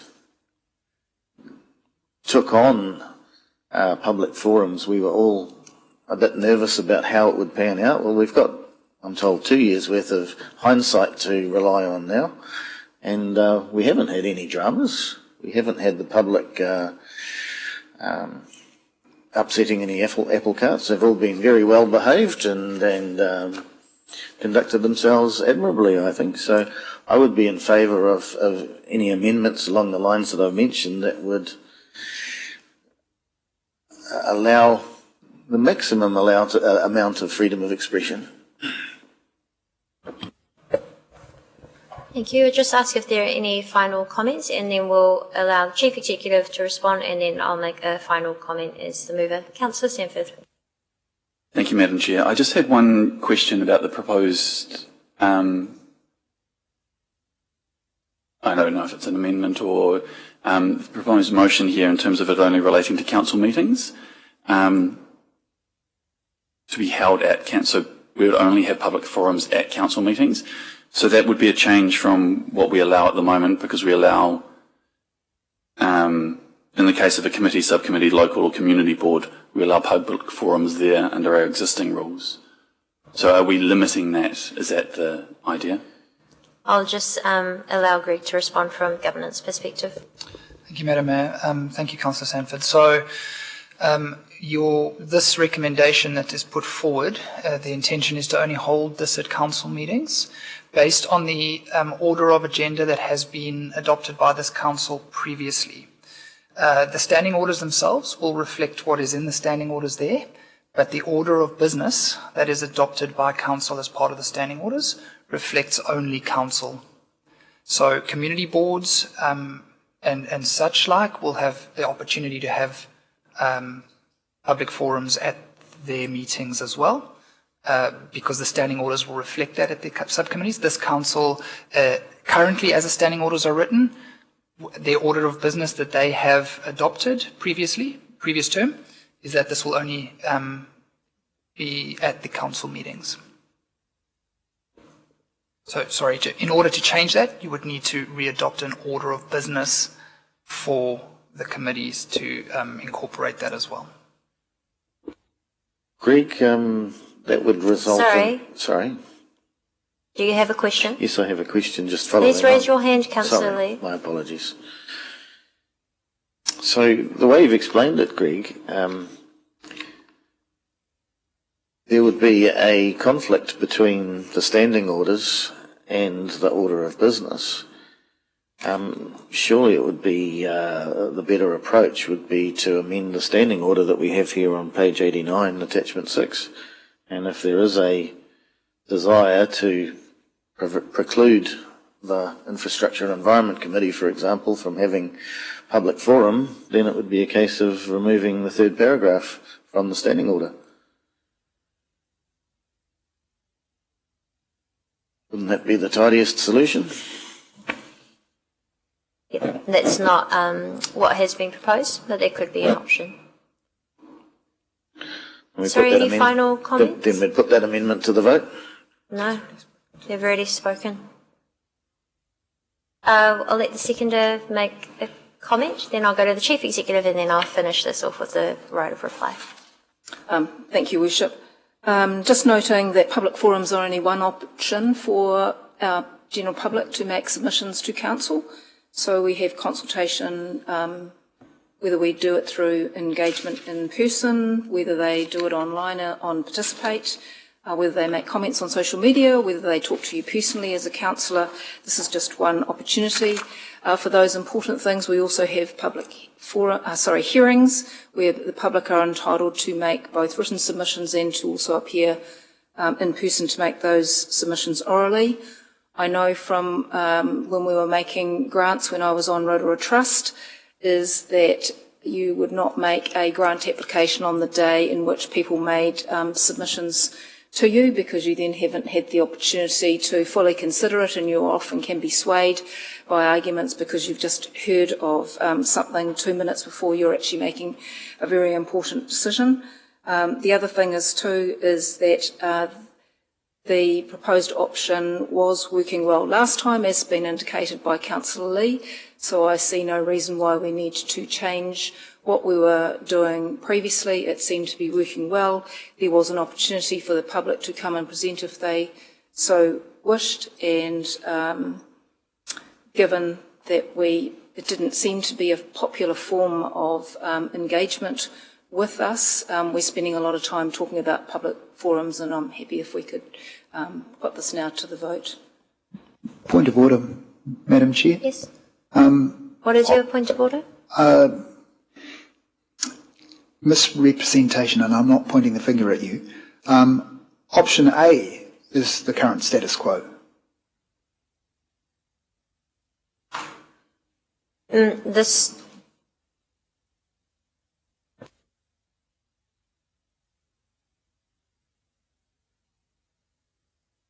Option A.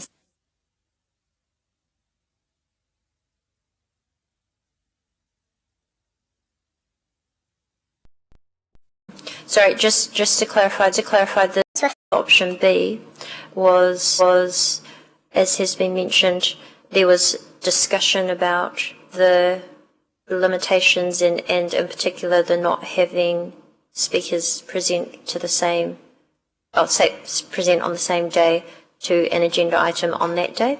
Option B simply ensures that that doesn't happen. That was discussion from council in the past, but it wasn't actually formalised in writing in the standing orders. Sorry, I'm just confused because Deputy Mayor said status quo, and status quo is option A. That's okay, I'll withdraw. Oh, sorry, a status quo in terms of only having it held at council, only having public forums held at council meetings. I get the confusion now. Yeah. Our Chief Executive. Thank you, Your Worship. Clearly, in interest of moving this along, I just want to put the staff perspective on it in terms of giving you advice on topics that are coming up for your discussion. Firstly, a topic that you decide wants public input, that can be scheduled in through a number of channels or whatever it is coming into the meeting. The challenge we have with public forums is often you've got complex topics coming up for discussion, and members of the public might not understand the full picture.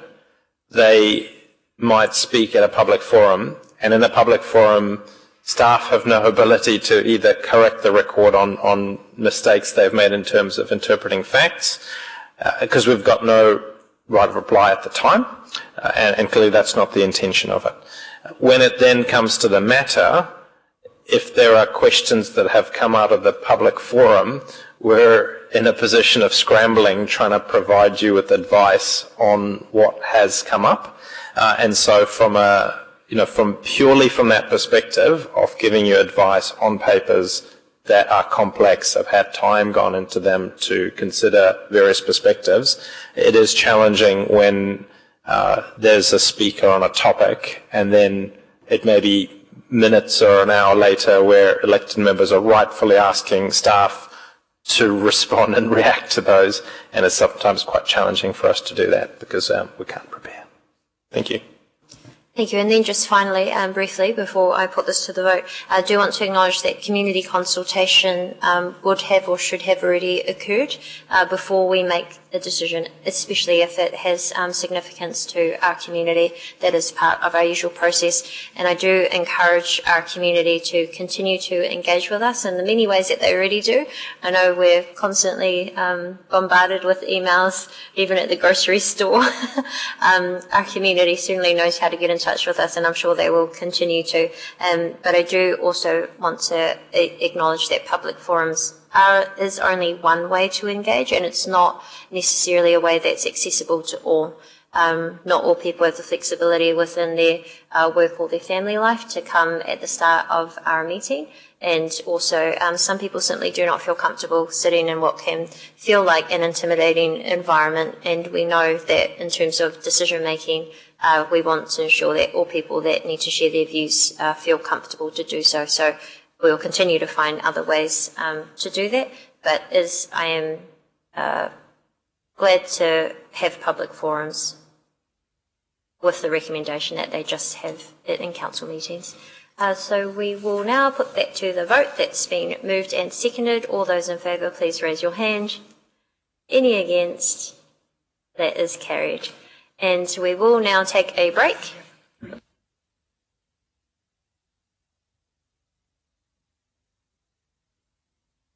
Okay, now we will take this third one. I'm hoping that it's not going to be very lengthy.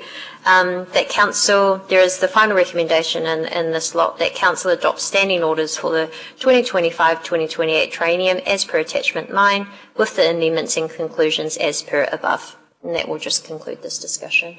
Moved by Deputy Mayor, seconded by Councillor Rotorua Tate. Any quick questions or comments on this? This is purely a matter of procedure to adopt formally all of the items we have just discussed. Question from Councillor Lee? Not a question, a comment, if I... Go for it. Thank you. So last term we didn't adopt a code of conduct, so the 2019 sorry, one applied. Apologies. Code of conduct will be next. We'll come to that after the break. This is just the standing orders, which is all of the above. Procedures, motions, casting vote, public forums that we've just discussed. Thanks. Okay, we'll put that to the vote. All those in favour, please raise your hand. Any against? That's carried. Okay, thank you very much. We'll take a short break now. I recommend just 15 minutes, if that's okay, and we will come back at 11:45 and continue on with Code of Conduct, Financial Update and Pre-Election Project Report. Thank you.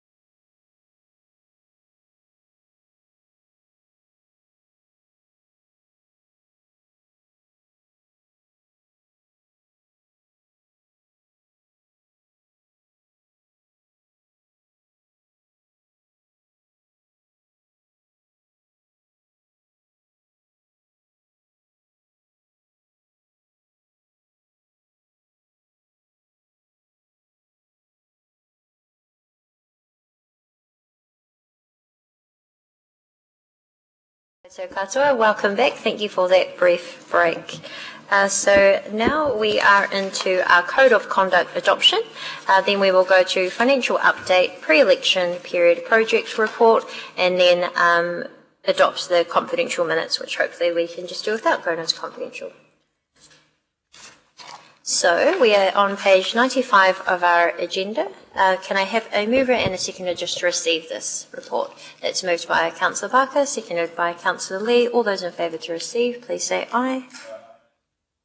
Thank you. And I'll just ask Greg to overview this briefly.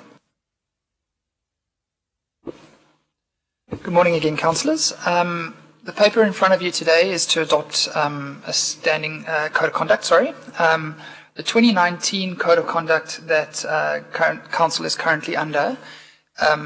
If you did not adopt another code of conduct today, that would be the code of conduct that you would still be under.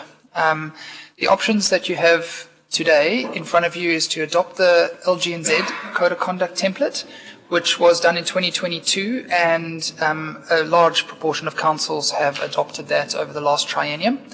And then the third option in front of you today is to request that the Chief Executive provide opportunities for you to develop a new code of conduct. Following on from the previous paper, where we had said that once the System Amendments Bill comes into play, you will not be able to make any amendments. The timing of that may prove problematic. So fundamentally, I think options A and B are the two options that could be for consideration today, without a risk of option C being cut short or no amendments allowed if the Amendments Bill comes into play before then. I'm happy to take any questions. Thank you. We'll take any questions and then we'll ask for a mover and a seconder for either A or B and then go into discussion on this item. Any questions regarding this report? Greg, maybe just a quick question, because if you could just explain, because I understand that it is also going through government at the moment and what the expected timeline for that would be. I know some people councils across country were wondering about adopting a code of conduct now or at the start of the triennium and then having a recommended or a mandatory code of conduct coming in later on. So there is a process going through Parliament at the moment. Thank you, Your Worship. So we don't have complete timing at this stage, but our expectation is that it would probably be in the first quarter of next year that we would have some direction on this timing, with potential implementation by sort of midway through next year. So I don't think we're too far away from that being implemented. Thank you. Question from Councillor Sanford. Thank you, Madam Chair. I was just wondering if you could provide any background around whether the existing code of conduct has issues that the council believes needs remedying, or how's that been working so far? Thank you, Councillor. I'm just going through my notes quickly to make sure that I get the right ones, but. Fundamentally, a major change between what we currently have, the 2019 and the LG&Z template, is that through a complaints process, it's currently handled internally through the Mayor and the Chief Executive involvement, whereas the LG&Z template has an independent assessor and investigator with mediation encouraged. And so the mechanism for complaints is fundamentally different, and that's quite a big part of this. And also to respond to that, we did investigate this in the previous term on changing that. That was certainly a request from myself. We ended up not getting full agreement, so we kept with the old one.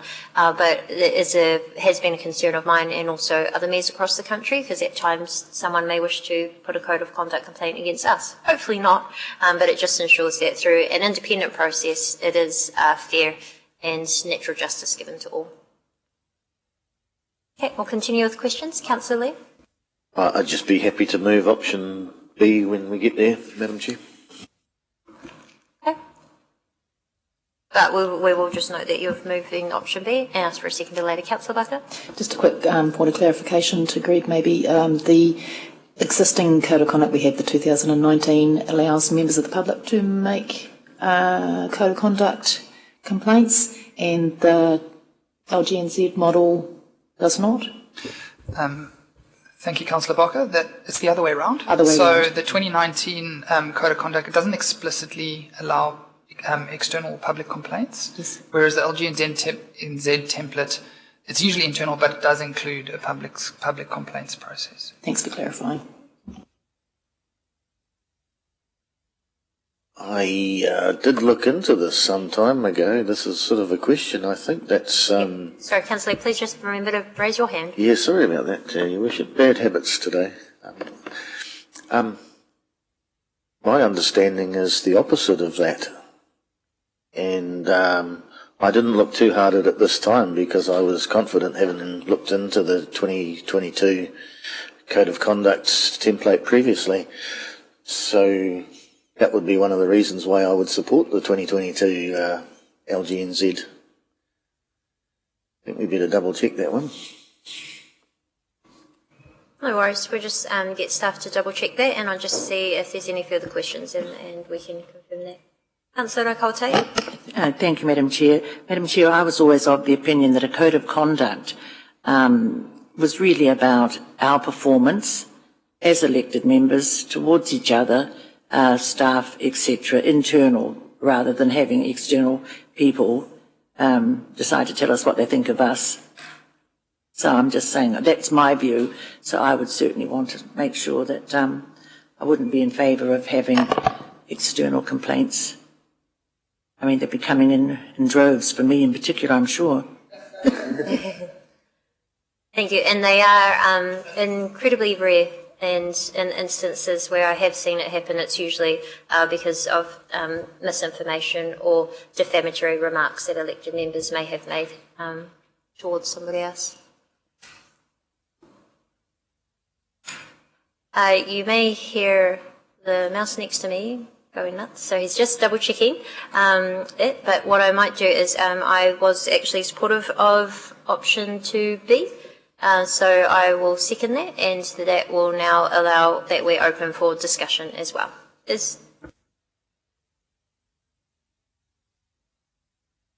And sorry, Councillor Lee, we have just double checked, and yes, you are correct, it was the other way around. Apologies, Councillors. Any comments? Just a question, sorry, can you just state that clearly, please? Which one is which? Thank you. Apologies, Councillors, just for clarification. On page 18 of the LGNZ Code of Conduct template, or page 284 of the attachments, you'll see who can make a complaint, and the LGNZ template says that the code can only be made, breach of the code can only be made by members themselves or the Chief Executive, who can make a complaint on behalf of their staff. So I had it the other way around. Apologies. So, sorry, just to clarify once again that option A does allow for public complaints against us. My understanding is yes.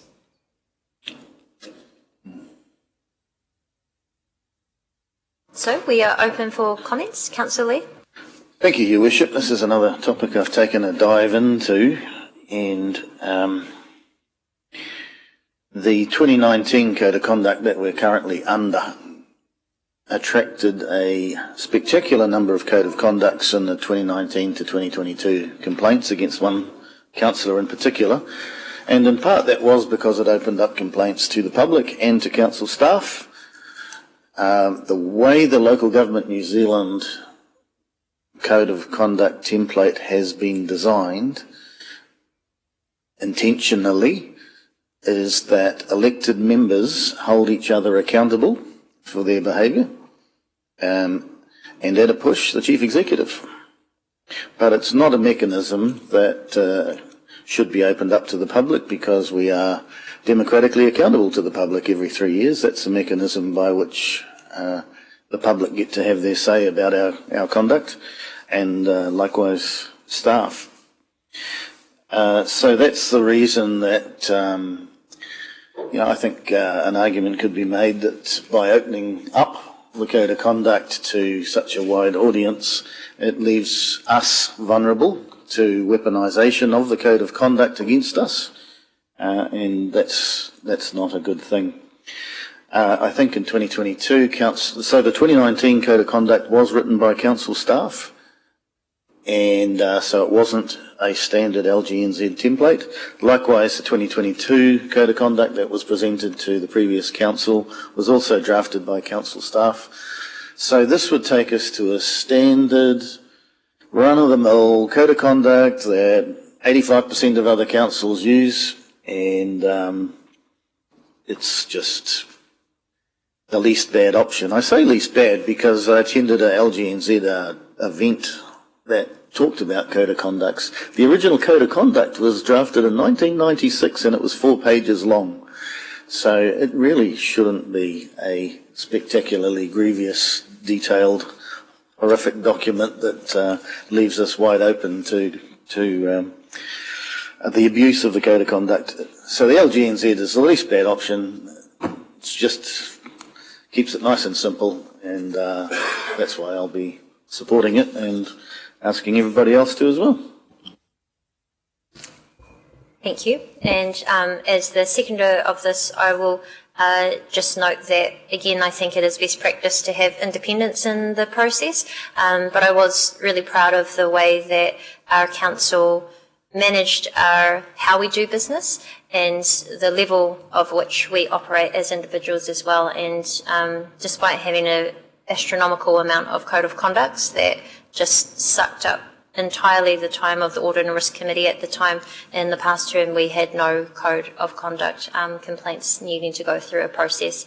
I will say, though, that a lot of the resolving of issues was able to be had in a very mature manner, and me having one-on-one discussions with councillors or those affected, and we were able to resolve it. So the code of conducts are incredibly important, but as we all know and have agreed to, we wish to be a high-performing council, and although everybody has the right to their own views, we will always endeavour to do our best to put them across respectfully and no doubt hold each other to account when they are not.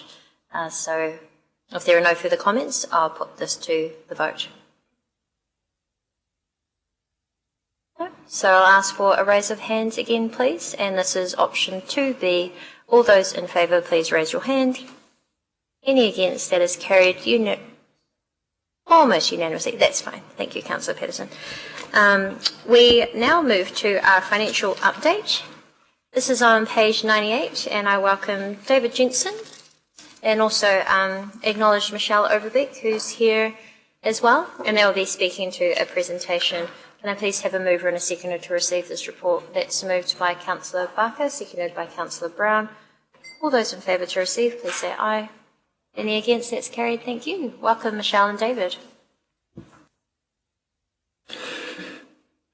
Good afternoon, Your Worship and elected members. So this financial update and presentation covers the period to the end of October, so essentially the first third of the financial year.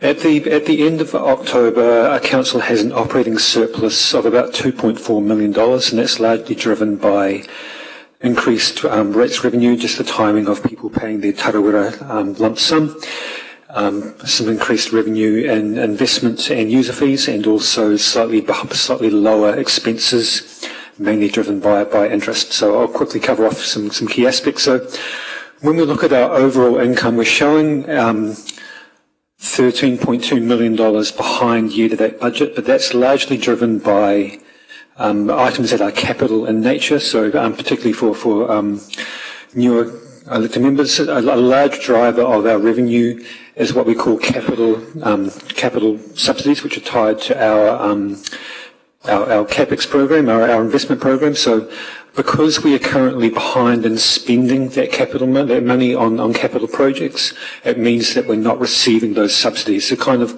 there's a timing lag where we need to spend the money building things before we can receive the money and receive that subsidy. So because we are behind our year-to-date in our CapEx program, we haven't triggered those waypoints to collect that money that's expected in subsidies. So when we take away those capital revenue items, we're showing our operating revenue is $1.9 million ahead of year-to-date budget. Similar to previous years as well, the development contributions is behind our year-to-date budget, and we're kind of refining where that should be for the next annual plan and the LTP. So there was, I guess, a forecast that was made based on the information we had when we prepared the long-term plan around the number of properties that would come on board paying DCs when we introduced the policy. And there's a bit of a lag where we flush out some of those older consents that were lodged with council before that policy became operative and hence don't have to pay DCs. So we're confident that we will receive the money in the fullness of time with the development, but there is a timing lag of when we will receive that money. With regards to council's expenditure, we're just about $500 million or $500,000 behind our year-to-date budget, largely driven by interest, so all connected with spending less year-to-date on our capital program, which means that we're not borrowing and hence our interest is behind budget.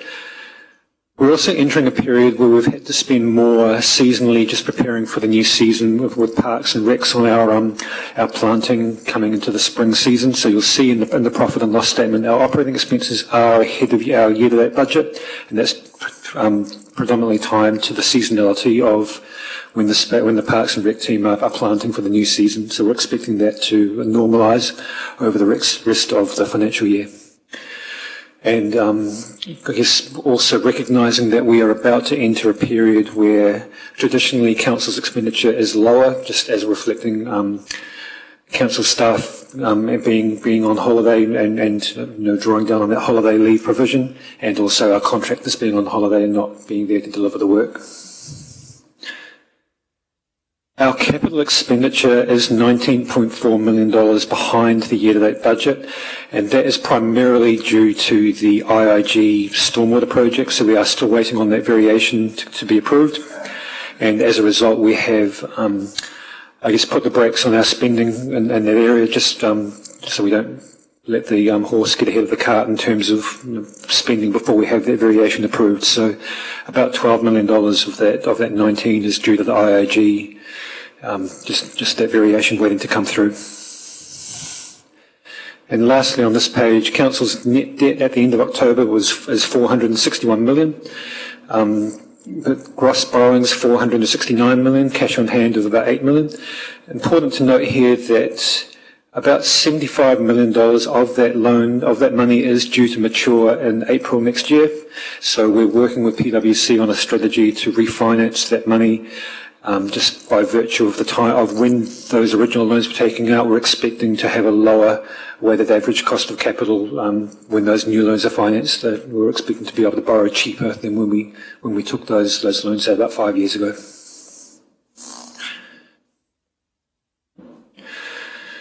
So this graph, I'll quickly touch on this graph. So this is a breakdown of our profit and loss. So you'll see within the profit and loss statement, it does show a negative variance budget, but when we normalise and take away that lower capital revenue and lower DCs, we are showing a $2.4 million surplus year to date at the end of October. And again, largely driven by lower interest costs and higher investment income, user fees in the building activity, and just the timing of that rate money for Tarawera, the lump sum payment.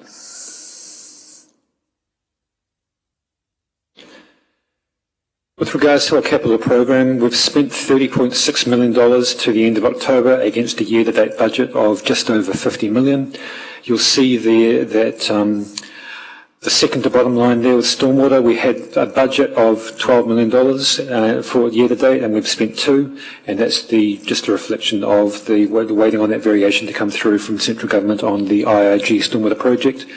Really stunned to slow us down on that project. So we're I know Stavros and JP are working hard with their counterparts to move that along, but we are waiting for that to come through before we can really get going, particularly as we do come into the earthworks season and really making the most of that summer weather. But I'm happy to take questions on the report or on anything in that presentation. Thank you. Councillor Way. Thank you, Your Worship, and thank you, Michelle and David, for the presentation.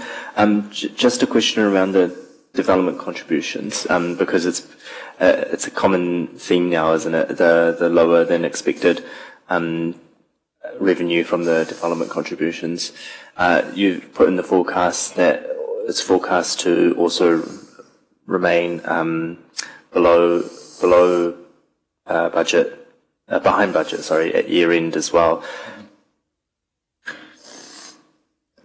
Are we expecting that to change at all, that figure, to probably reduce? Just to refresh all councillors' memories, the reason that we are behind the budget for development contributions is that we went for a period of 10 years where we did not have a development contribution policy, and so developers were able to lodge consents through that period, and they are live for a certain period of time. So even though the building team are busy issuing consents, that there's lots of activity when you go through subdivisions, a lot of those consents were lodged with council before the policy became operative, and we were able to charge development contributions on those particular developments. So what that means is that there'll be a couple of years where those old consents sort of work their way through the system, and the newer consents that are coming on do start paying DCs. So given that when we prepared that policy, the development contribution policy looks at what we are spending, what we propose to spend on growth capital expenditure, and the number of developments that are going to come on board within a certain period to draw down on that capacity. We have a long time to recover that money. It just means that the recovery of all of that DC revenue will take longer. So we're flushing through some of the older consents first, and then we'll come into a period where newer consents are on and paying. But some of the information wasn't at hand at the time of preparation of the long-term plan, and we're working with the consenting team and working with the teams responsible for working on that development to make sure that for the next long-term plan and the upcoming annual plan that those forecasts are a little more refined. Councillor Barker. Thank you, Worship. Thank you, Michelle and David. Just following on from your comments around the IIG variation, and maybe Stavros might be a better person to answer this, but just any indication at all of what the timeline is for the finalisation of that variation? Actually, I'll, Councillor Barker, through you, Your Worship. So I have been in touch with NIF, a National Infrastructure Funding and Financing Company, and I spoke to them last week, and they have made a recommendation to the Minister around approvals of variations, including a recommendation that any future approvals are delegated to their Chief Executive so that they don't need ministerial approval going forward. The recommendation for our projects was supportive. It is ultimately a Minister's decision, but my understanding of that recommendation is supportive, and we're looking to hear back as soon as the Minister makes a decision. Thank you. Thank you very much. Second question through you, Madam Chair, is around the high compliance costs for animal control on page 102 of the agenda. We had a few examples raised with us yesterday on our tour around the district, in particular to the pound and the officers and staff that are in charge of animal control around the costs of prosecuting, but also holding animals for long periods of time due to court processes and all those kinds of things. These obviously are evolving things that are happening within our animal control space because we are enforcing, quite closely poor animal owners.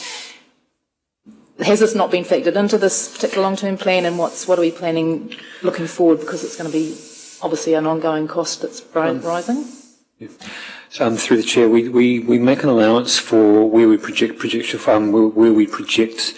the level of enforcement to go. It's sort of, we set a budget for user fees on the number of dogs we have in the district and the number that we expect to register. So, interesting to note that we are seeing a larger trend toward with people not registering their dogs. So our user fee for dog registration has not matched the number of dogs that are in Rotorua. And so it's when we set the budget for user fees, we set a budget for compliance. There's a lag between the number of dogs that actually do register and then the enforcement. So we can make refinements going forward, but it's not always possible to accurately predict the number of people who will or will not comply with the control, and who will need to take enforcement action against ahead of time. Just one further question, Your Worship. So following on from that, just inquiring as to how the whole activity of animal control is funded. Is it partially funded by the dog licensing fees and partially by general rate? Is that how it works? And there's probably a question for the room actually about is that the correct balance, because obviously it's not, we're not hitting our budgets, so to speak. No, how's it funded? So the intention is that the lion's share of the activity is funded through user fees. So we expect a small amount of we allow for a small amount of rate funding to allow the activity to to guarantee that the activity can continue if not all user fee money comes in. So the fact that there's a slight decrease in the number of and the dog and the animal control revenue and increased in cost does mean that the general rate subsidy is a little larger than we had expected in the annual plan, but that's offset against other areas where we're doing better than expected. So it does. We're on balance. We're on track, but there are individual areas where the subsidy is a little higher than we'd expected. Thank you. Yes, I'm just observing that there's a bit of a trend or pattern happening here with animal control that might need to be looked at. Thank you. Thanks for your answers. Thank you very much. We have Councillor Brown and then Patterson. Thank you, Your Worship. Correct me if I'm wrong, please. How are we treating the $10 million loan from Regional Council? There was some questions around how that should be treated, and is that distorting this number? No, through the Chair, no. If you recall, the issue around the $10 million loan from the Ministry for the Environment through Regional Council was originally forecast to be a loan, an interest-free loan for a number of periods through the preparation of the annual report and the work that was performed by audit and the technical team in Wellington. That was determined to be a grant, so that we've received that money, but it is not showing as debt. It is showing as last year's revenue and retained earnings in the balance sheet, essentially. So it's not distorting the numbers in here. It is there will be an obligation in future years to repay that money, depending on the work program of the Regional Council. But it's not reflected in any of these numbers. Okay, excellent. Thank you. One more. You talked about holiday pay and Parks and Rec and seasonal commitments. Do we not budget with those, knowing that they'll be coming up? So with the holiday provision, there's some accounting standards we need to follow. That when employees work through the year, because they're earning annual leave, we need to make a provision in the balance sheet, and that grows the closer you get to Christmas, and then it declines as people take more leave. So there's accounting standards we need to follow to accurately predict council's liability with holiday pay provisions. So it's not always easy to predict how much leave people will take through the year ahead of time. We do make an allowance for it, but we tend to be a little conservative, and we do make allowances for seasonality for known knowns when we plan the seasonality of spend. But again, we do tend to be conservative on those adjustments, just so that we are realistic when we plan our cash flow. Can I just add one thing to that, and it's more of a general comment.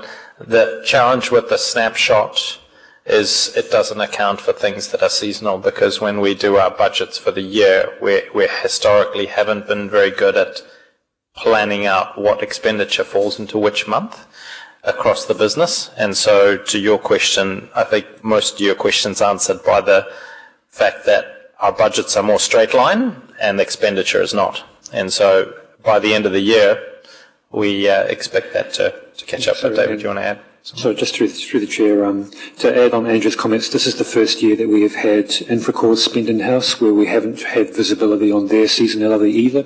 So that the likes of the spike in spending for getting ready for the new season is not information we've traditionally had within our planning system. So we will be better going forward, but it is an area we haven't traditionally had visibility.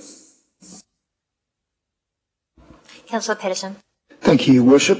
Thank you for your report. Another detailed one. Love surpluses. That always sounds good. Previously, correct me if I'm wrong, we enjoyed a bit of a bump because we got lump sum payments through the Rotoiti Rotomā scheme. Now, did I hear you saying that we're getting lump sum payments from Tarawera? Through the chair, yes, that is correct. So we are currently sitting ahead of our year-to-date budget on rates because of those lump sum payments. So it's important to note that that is purely timing. So what it means when we do our next annual plan and long-term plan is that there's rate revenue that we had predicted we would get more people paying over a 25-year period. It just means that we'll shorten that assumption because more people are paying by lump sum. And, sorry, secondary question, will that won't have a detrimental effect going forward? Through the chair, no. I mean, we're receiving money earlier than we had planned, so essentially, if anything, it is reducing our requirement to borrow, so it's reducing our debt slightly because we're receiving that money earlier than we had planned. Excellent, thank you. Thank you. There's no further questions, so thank you very much, David and Michelle. We now move to the pre-election period project report. There are a number of items that we will cover in here. So on page 103, can I please have a mover and a seconder to receive this report? Moved by Councillor Lee, seconded by Councillor Brown. All those in favour to receive, please say aye. Thank you, and I'll invite the Chief Executive to overview this report. I'll actually invite... Are we inviting anyone up? No? Okay, all right.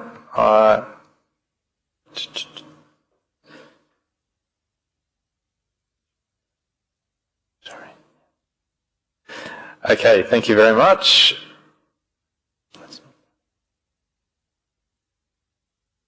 Hold 1 minute, call. Sorry, I told him the wrong page. 103. 104. Okay, thank you very much, councillors. I'll go over these items quite briefly. I'm really happy to take questions, and I'll draw on various members of my team as required as well. So we want to just talk you through an update on some key activities that have moved on during the pre-election period.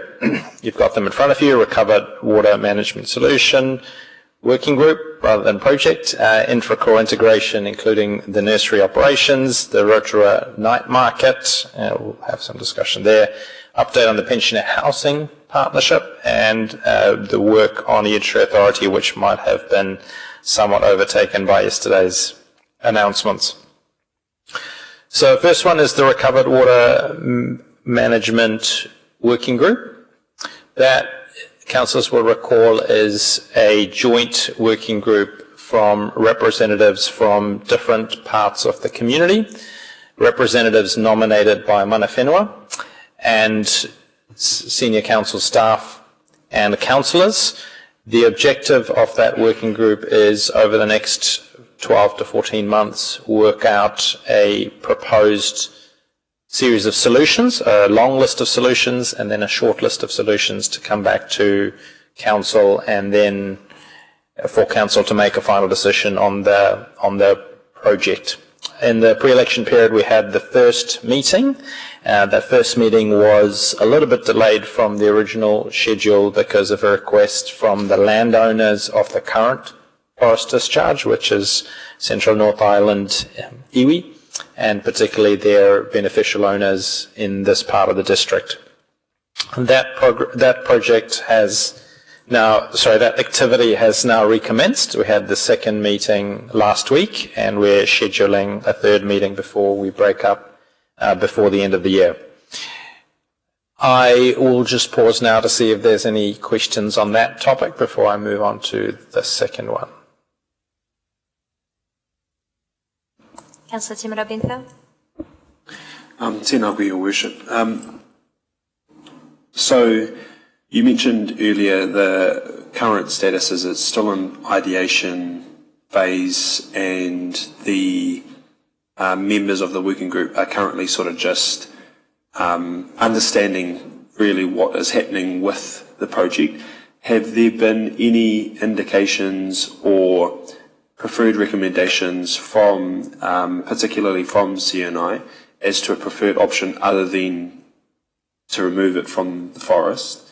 Are there any, not necessarily recommendations, but any ideas or whakaaro that have been put on the table at present?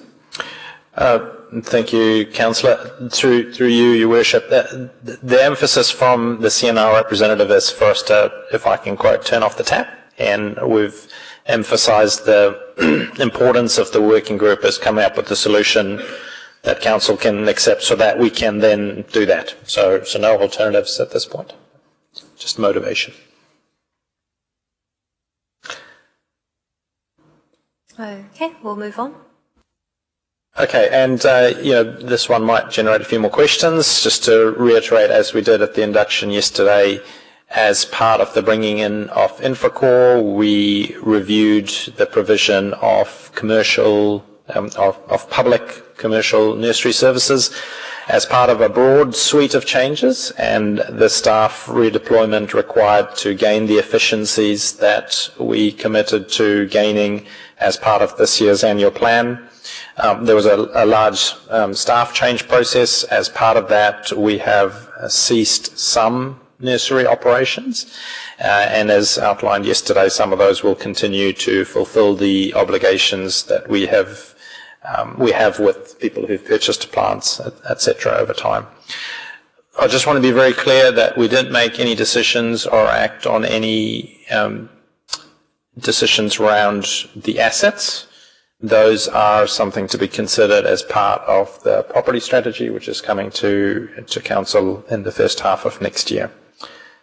Again, as I said, the reason that was done at the time it was done and in the manner it was done was as a direct consequence of the Infracore integration that couldn't wait until after the elections, and it was done privately with staff first, as in accordance with our obligations as a good employer. Happy to take any questions. Councillor Patterson. Thank you, Your Worship. Thank you, Mr. CE. Great tour yesterday. That did open my eyes to a few of the issues that I wasn't aware of. Just a couple of questions with regards to how we got to that point. I understand that to bring it up to, even if we had considered becoming a commercial operator, apart from the investment in infrastructure there that would need to be carried out to get it to that level, was there ever any consideration given or any investigation done into a business plan of how it could become a commercial entity and how much revenue it could generate, what sort of marketing that we've done previously, and analyse, what did we do to actually promote that to get sales through the door? Was there any of that ever done? I'll see if Alex Wilson would comment. I might add some comments at the end. And through you, Madam Chair, in short, no, but the instruction we had was to understand the financial operation of it currently and to see what we could do to improve efficiency. We did go back through 4 years' worth of data to understand exactly, where those losses were occurring, which we've covered off in the report and with you yesterday. If there was an appetite at some point in the future to look at that, that's certainly something that would need to come back. But the cost of bringing it up to standard just to deliver what it was currently delivering was deemed too much. Look, and if I can say, Alex referred to direction. They've got the direction I've given to staff, certainly around the nursery and all of our activities in Infracore, were primarily around minimising cost while trying to maintain the committed levels of service. So I had no direction, and I didn't feel I had the licence or direction from Council to explore new business opportunities, additional revenues, any of those things. I'm operating under a direction from Council of quite significant cost sensitivity rather than any opportunities for broader expansion, additional revenue, etc. Now, if that direction were to change in the next annual plan, then I'd be happy to apply a different lens to all of these activities. Thank you for clarifying that. I was just concerned that we had stated quite often that new revenue opportunities were to be investigated, and I always thought that, my personal opinion, that this might have been one of them. But I guess we'll get to that point maybe. Might just ask Stavros if he has any further comment on this, but also it has consistently over the years been the view of Council that, in councillors, by Council I mean, that we shouldn't be in direct competition with the private businesses that are also here. So although further investment could have potentially improved the commercial proposition, we feel that we are providing a public service, not competing as a business. But Stavros, do you have anything else to add? Thank you, Your Worship. Just very briefly, I think, for those elected members that may recall, one of the statement of objectives for setting the CCO, the Infracore CCO, was tasked to try and identify sources of revenue external to Council through tendering for external work, private work, and so on. One of the causal factors of leading you, as elected members, to make the decision to bring it back in-house, in that statement of intent has never materialized. The unit was increasingly relying more and more on Council funding for all its activities with very, very little external revenue sources. The company was operating on a consolidated account without distinguishing individual activities' sustainability. Nursery was one of those activities. And as you recall, my chief executive, I think last year, when he made a decision, said, well, there's a demand from the CCO for additional $3 to $5 million of income. That was a result of uncontrolled costs, not linked to each individual activity's sustainability. So you made a decision to bring it in, and now we are analyzing each individual activity to make sure it operates at a sustainable level and minimizing that escalation demand for additional revenue for which we are constrained to do that. So the nursery is just one of those activities. Thank you. Thank you. Councillor Lee? Thank you, Your Worship. Yes, during the election period I was a little surprised when the nursery issue came up, but to be fair, we did ask you to find efficiencies, and so you have. My only question is, how many staff have we lost as a result of this process? Through you, Madam Chair, just only speaking about my unit, altogether the change proposal proposed 19 roles to be disestablished, with 15 new roles created, but 6 of those were vacant, so there were roles for all people should they wish to be redeployed. Thank you, Your Worship. Just check if there are any further questions. No, thank you. We'll move on. Next item. Thank you. Moving on to the Rotorua Night Market trial location. So again, with the line of many of the themes of last year's annual plan, which I'm sure you'll remember, were about saving money. You might recall at the initial workshops we were looking at 11.6% rate increase. Council asked me to see what I could do operationally to reduce that. made a commitment over the summer to work that out and come back with something between 8 and 9%, came back with 8.1%, and then there were some additional suggestions from councillors to look at reducing that. I think we consulted on 7.95% when you finally went out to consult. Some of those savings were supposed to come from the Rotorua night market and the council's contribution towards those costs. Through the annual plan decision, decided not to take all of those savings, but to continue operating the night market while I investigated alternatives for it. I have, in the election period, as in the interest of not wanting to stop while the elections were going on, I interpreted the word investigate to include the gathering of data. You will all know that I like to bring you data with any decisions or recommendations. And so with that in mind, we went out to, worked with the vendors to do a trial at a different location for a limited period of time, gather information both from the vendors and from, the vendors, central business district stakeholders, as well as the public, so that we could bring to you early in the new year a decision paper that's informed by the data we've both collected quantitatively, as well as survey data from participants who chose to participate. So that's where we are at the moment, and I'm happy to take questions. Questions? Councillor Lee, followed by Councillor Sanford. Thank you, Your Worship. Are there still traffic management required for the Kuria Park market in its current location?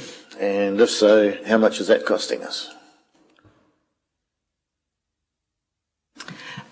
Through you, Madam Chair, there is some traffic management, but it's much reduced. I'd have to get back to you on the figures of that, but that is certainly part of the investigation, which will bring a full picture to councillors.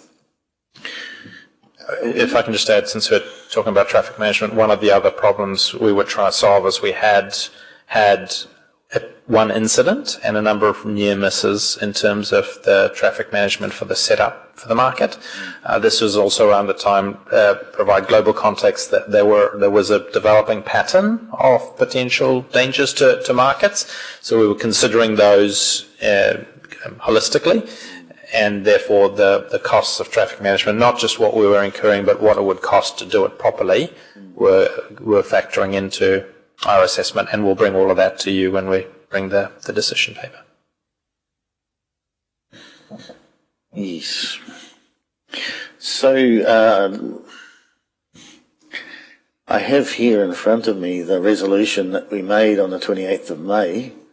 Council's resolved to direct the Chief Executive to investigate other options to potentially run the night market by another operator or at an alternative location. I have to ask Andrew, what does potentially mean to you, and what does investigate mean to you? Because I was really surprised by this decision being taken during the election period. I do think you just answered that. Not It's potential, and this is currently a trial to investigate the potential. There is no final decision made on where it will stay. That will come back to council. Yes, Madam Chair, during our induction, of course, we got briefed on the difference between governance and operations, and there's always a tug of war that happens between us and them, but I'll just go on record and say I think that this was an occasion where council staff ventured into governance, and this was a decision that I think ought to have been made by the elected members. When the agenda came out, I was even more surprised to learn that the Ngāti Whakaui Gifted Reserves Protocol Committee had been presented with a report about different locations, and it was essentially them who decided on the Kuria Park market location. I might just pause you there before I get more questions to add to my list. So the first thing it says, I will fully accept that there might have been some grey area between activating a trial or not. It wasn't staff, it was me, it was my decision, and I just want to be clear that the resolutions and the discussion did not preclude an alternative location. In fact, that specifically included in the wording. So I interpreted that as within my mandate to explore those, investigate those, including running a trial, and staff have acted on my direction to do that. I've clearly heard the feedback that elected members have different views about whether that was wise or not, and I'll accept that and certainly consider that going forward in the next pre-election period. So hopefully that answers those questions. The decision on trialling at the night market was not taken by the Ngāti Whakauhi Gifted Reserves Protocol. It was taken by our staff, proposed to me, which I accepted. Perhaps you can clarify that for me, because I've reviewed both the agenda of the Ngāti Whakauhi Gifted Reserves Protocol Committee meeting in August and the minutes, and it does say that the decision was made. A decision in principle, I think is the phrase, by that committee. Point of order, Mr. Representation. Councillor Lee, I think you are seeking something that does not exist. As you will be aware, Ngāti Whakauhi Gifted Reserves Committee helps to manage the significant reserve that is known as government gardens, and they also, of course, gifted the lakefront area that our public enjoys. These were all areas that could be alternative options for the night market, so naturally we will be including the parties of interest in areas that we are looking at. Guido Park, I just want to note, we have had quite significant positive feedback from both the market stallholders and those attending, but this is all part of our process to trial to come back to a final result that is best for our community. So we'll move on now. Councillor Sandford and then Councillor Wang. Thank you, Madam Chair. Just a couple of comments, and there'll probably be some questions in here as well. In terms of us making a decision in the future and giving us good data to make that decision, I'll just note that some of the data in the current report here, I would say is not ideal. Basically, there's a paragraph in here from the 9th of October, moving forward, it's citing the average attendees, and then it's citing the average attendees for the three markets prior to that.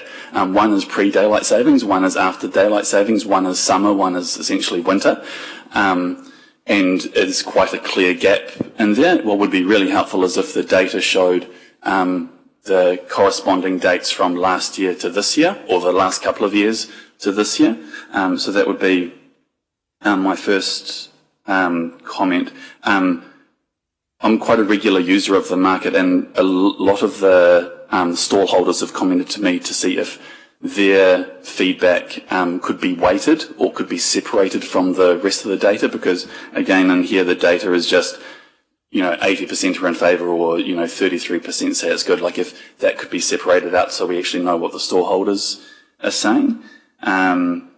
And the only other, and this is purely just a comment, this was the site of a market for many years, and the group that was running the market went to great lengths to leave the site because of a whole known range of issues with the site. And so I just put it there that it seems a little bit odd to me that we've moved the market to a site with known issues that a smaller market was struggling with prior to us moving a larger market there. So that would just be my comment. Just a couple of things in there. So firstly, absolutely, seasonally adjusted data is what we will bring you when we bring you the decision. This is just an update, so not asking you to make decisions based on this.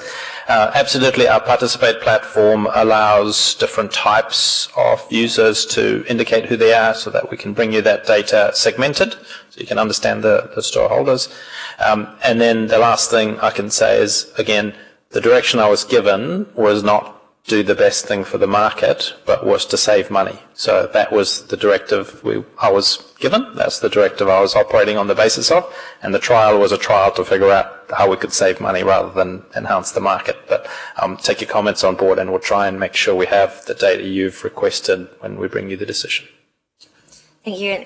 All very valuable feedback, and do assure councillors that when this does come back to us, there will be an opportunity to delve into it deeper, provide comments, suggestions, and also, of course, take the feedback and the data on board that is currently being collected. Do appreciate that data has not always been available or collected, though. Councillor Wayne? Thank you, Your Worship.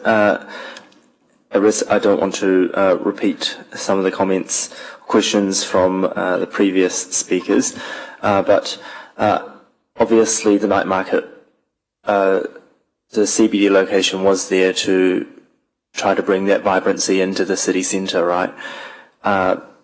So to me it did seem a little bit odd as well when we looked at the submissions in the consultation, the annual plan consultation period, that only 11% supported moving to another location, and then, you know, having the trial happen, I guess, it did seem a bit strange to me. However, I did have that question that Councillor Sanford did kind of answer already with those issues at where the trial site is now in Kuero Park. But my question is, I guess, just around the footprint of the current location, and how does that differ from the CBD location in terms of expansion, the current footprint? Are there any limitations, etc.? Yeah, I think I'll just answer the first part. Just say that alternative location was in the resolution in which you instructed me to act. So that's why alternative location is considered. You want to talk, Alex, about the footprint? Just very briefly, through you, Madam Chair, the footprint's far more condensed, so it's a smaller area with the vendors closer together rather than spread out along that central spine of Tutanako. Thank you. And so, with that being the case, heading into the summer period, when it was, along Tutanakai, obviously summer, it's much larger. The crowds are bigger as well. Winter, it's a bit, it's obviously the footprint is smaller, with the daylight hours, etc. So, with us coming into the summer period, are there going to be some constraints with this trial? If I can just ask for a bit of clarification, footprint for vendors or footprint for visitors? For the vendors. Vendors. We are relatively constrained. I'd have to ask the team how many more extra spaces there might be if we had other interests from vendors, but there's certainly sufficient space for visitors in surrounding areas. Thank you. Thank you. Look, we have spent quite a bit of time on this, so I'll let Councillor Patterson finish, and then we'll move on. Understanding we will get a much more detailed opportunity to look into this. Thank you.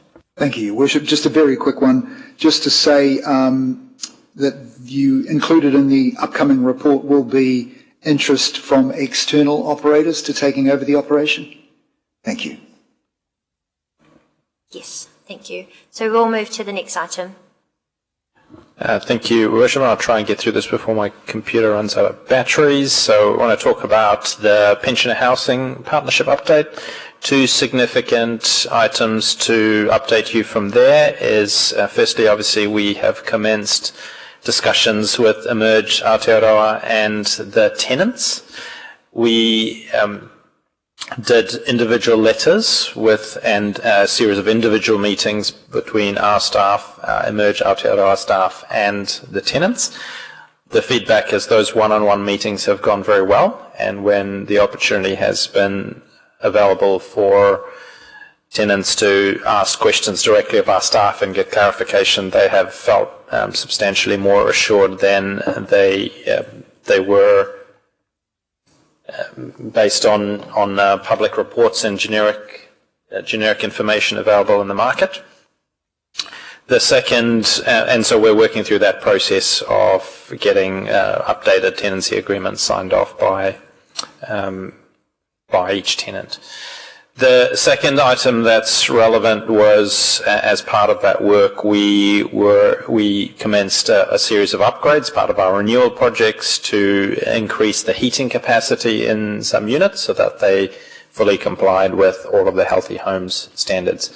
Pleased to report that that work is on track to complete before the end of the year, and after that, obviously, we'll begin transitioning those tenancies towards being managed by Emerge Aotearoa.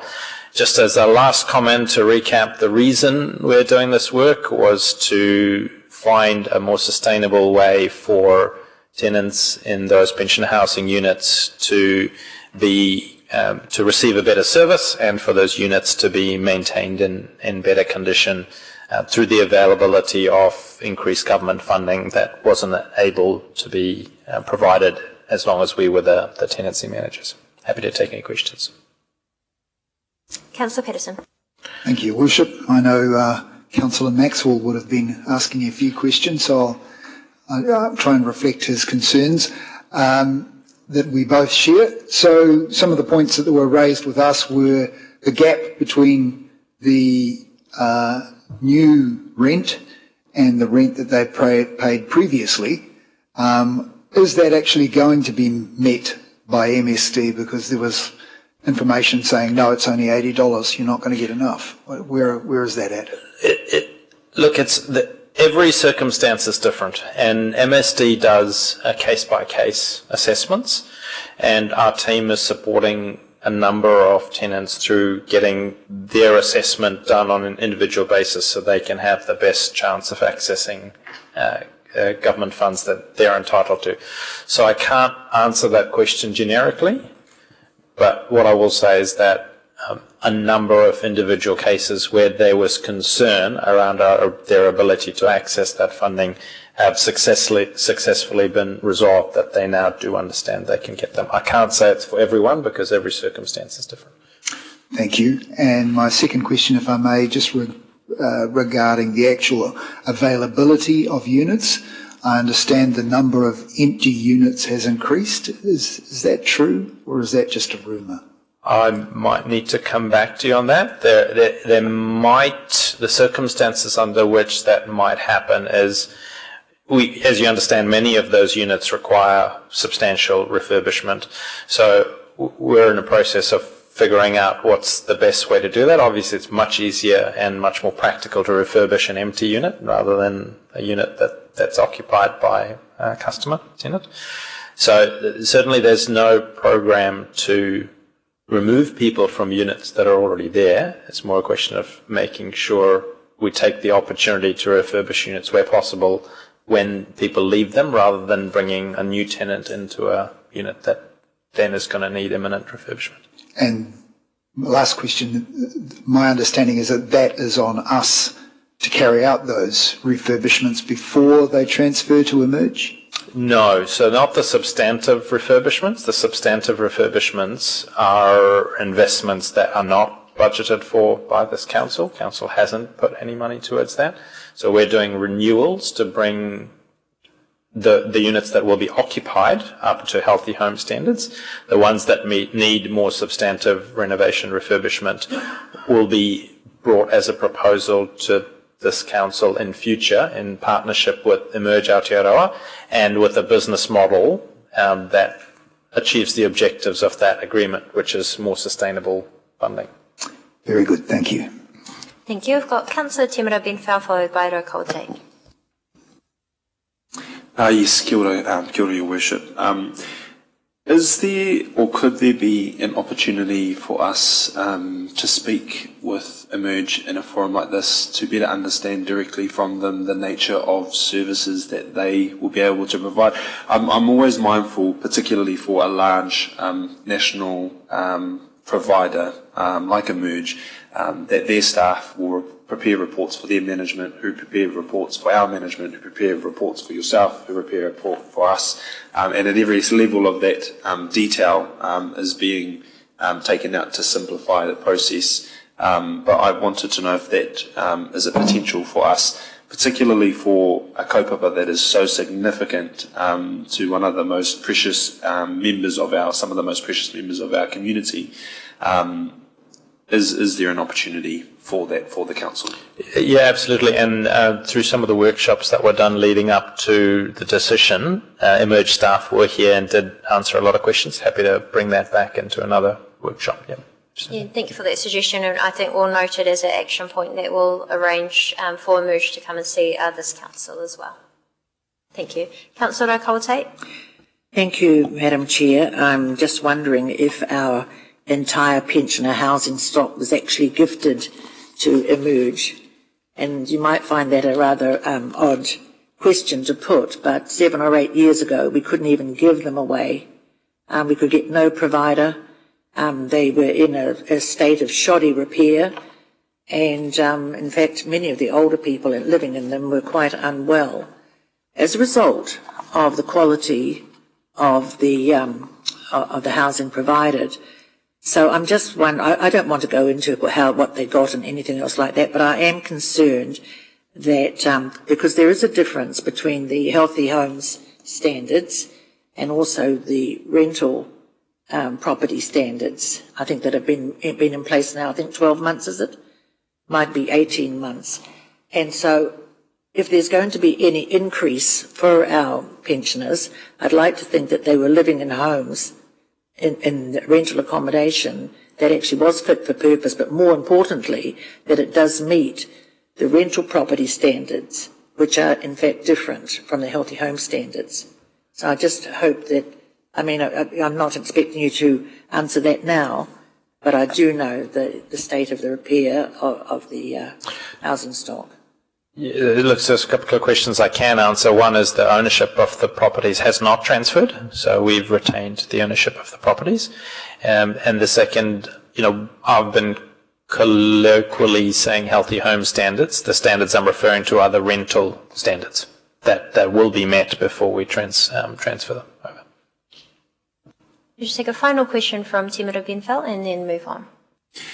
Sorry, just another question. Is it possible for us to receive regular updates, particularly for the first, preferably for the rest of the triennium, as to how this progresses with Emerge, but also taking into account the view of those pensioners? I know this is an issue that Councillor Maxwell feels quite passionate about, so having regular intervals of being able to engage in this particular topic, I think, is important.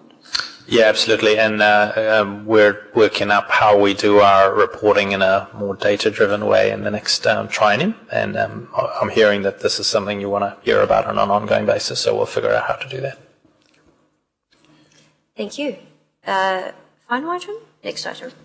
Yeah, final item. How topical is this? Councillors, last triennium I received an instruction from this council to include councils in the Waikato and Bay of Plenty to investigate the interest in a unitary authority and report back to this council.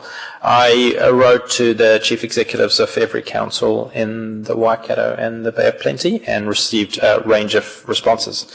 Timing was somewhat challenging, given that a number of them were at the pre-election period. And so what I got back was a snapshot of that point in time and the direction that those Cs had already received from their council. They didn't have the opportunity to take my letter and create a new discussion with their councils. The result of that feedback was what led to my initial scoping feedback to you, and you started your work program to say that if we were to start something now, it would largely be a Rotorua boundaries only unitary authority, because most of the councils in the region, their chief executives didn't feel that they had the political mandate to discuss a broader amalgamation. Clearly, things have moved on, and the announcement by central government yesterday kicks off, a very different type of work, but ultimately, potentially, some of that the same work that would be required to establish a unitary authority might be needed to be provided to the mayor as the representative on the council territorial board, whatever it is, that provides the advice to the government in terms of potential future amalgamation. So it's probably not much more that's useful or still relevant out of my activities on the Unitary Council, but just wanted to indicate what action I'd taken and what the general theme of the response was. Happy to take questions. Councillor Patterson? I don't know if it's relevant. Thank you, Your Worship. Are you able to clarify from the limited information you got regarding these boards that the mayors are supposed to work on? I mean, they're already busy as it is, and they're expected to manage this new as well, this new entity. It sounds very impractical. The composition of the board appears to be the mayor's at this point. It does not, it's unclear what the Crown representation on these boards would be, and there's a specific comment in the Beehive release that's something they're seeking feedback on, and they will ultimately make a decision on what the Crown composition is. The voting power of those boards is also ostensibly population-based, so there will be some different views around the table. What's odd is that it's set up on regional council boundaries, though, and I'm unclear on how, if councils wanted to explore joint services or shared services that stretched across the boundaries of the regional council, how that would be carried out. But that's something the mayor will have the pleasure of trying to resolve once these get up and running. Thank you. And I will send the press release, I've just Googled it, straight from the Beehive and Ministers Chris Bishop and Simon Watts, that provides further detail. But one of the proposals is to have locally led regional reorganisation, so combined territories board. To be honest, we already have a Bauclenti Mayoral Forum that essentially serves this function. And the other proposal one, they were offering was to abolish regional councillors. So these are only proposals. Consultation will be open until February, I believe. But I will certainly keep you updated as we progress and get any further information. Just a subsequent question, if I may. Are we going to be putting in a submission?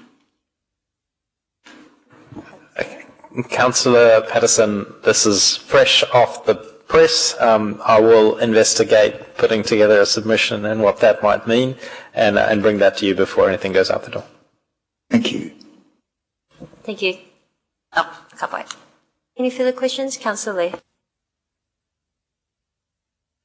Your Worship, I don't have a question on the unitary, but if I could squeeze one question in on an earlier item before we move on from the pre-election period issues.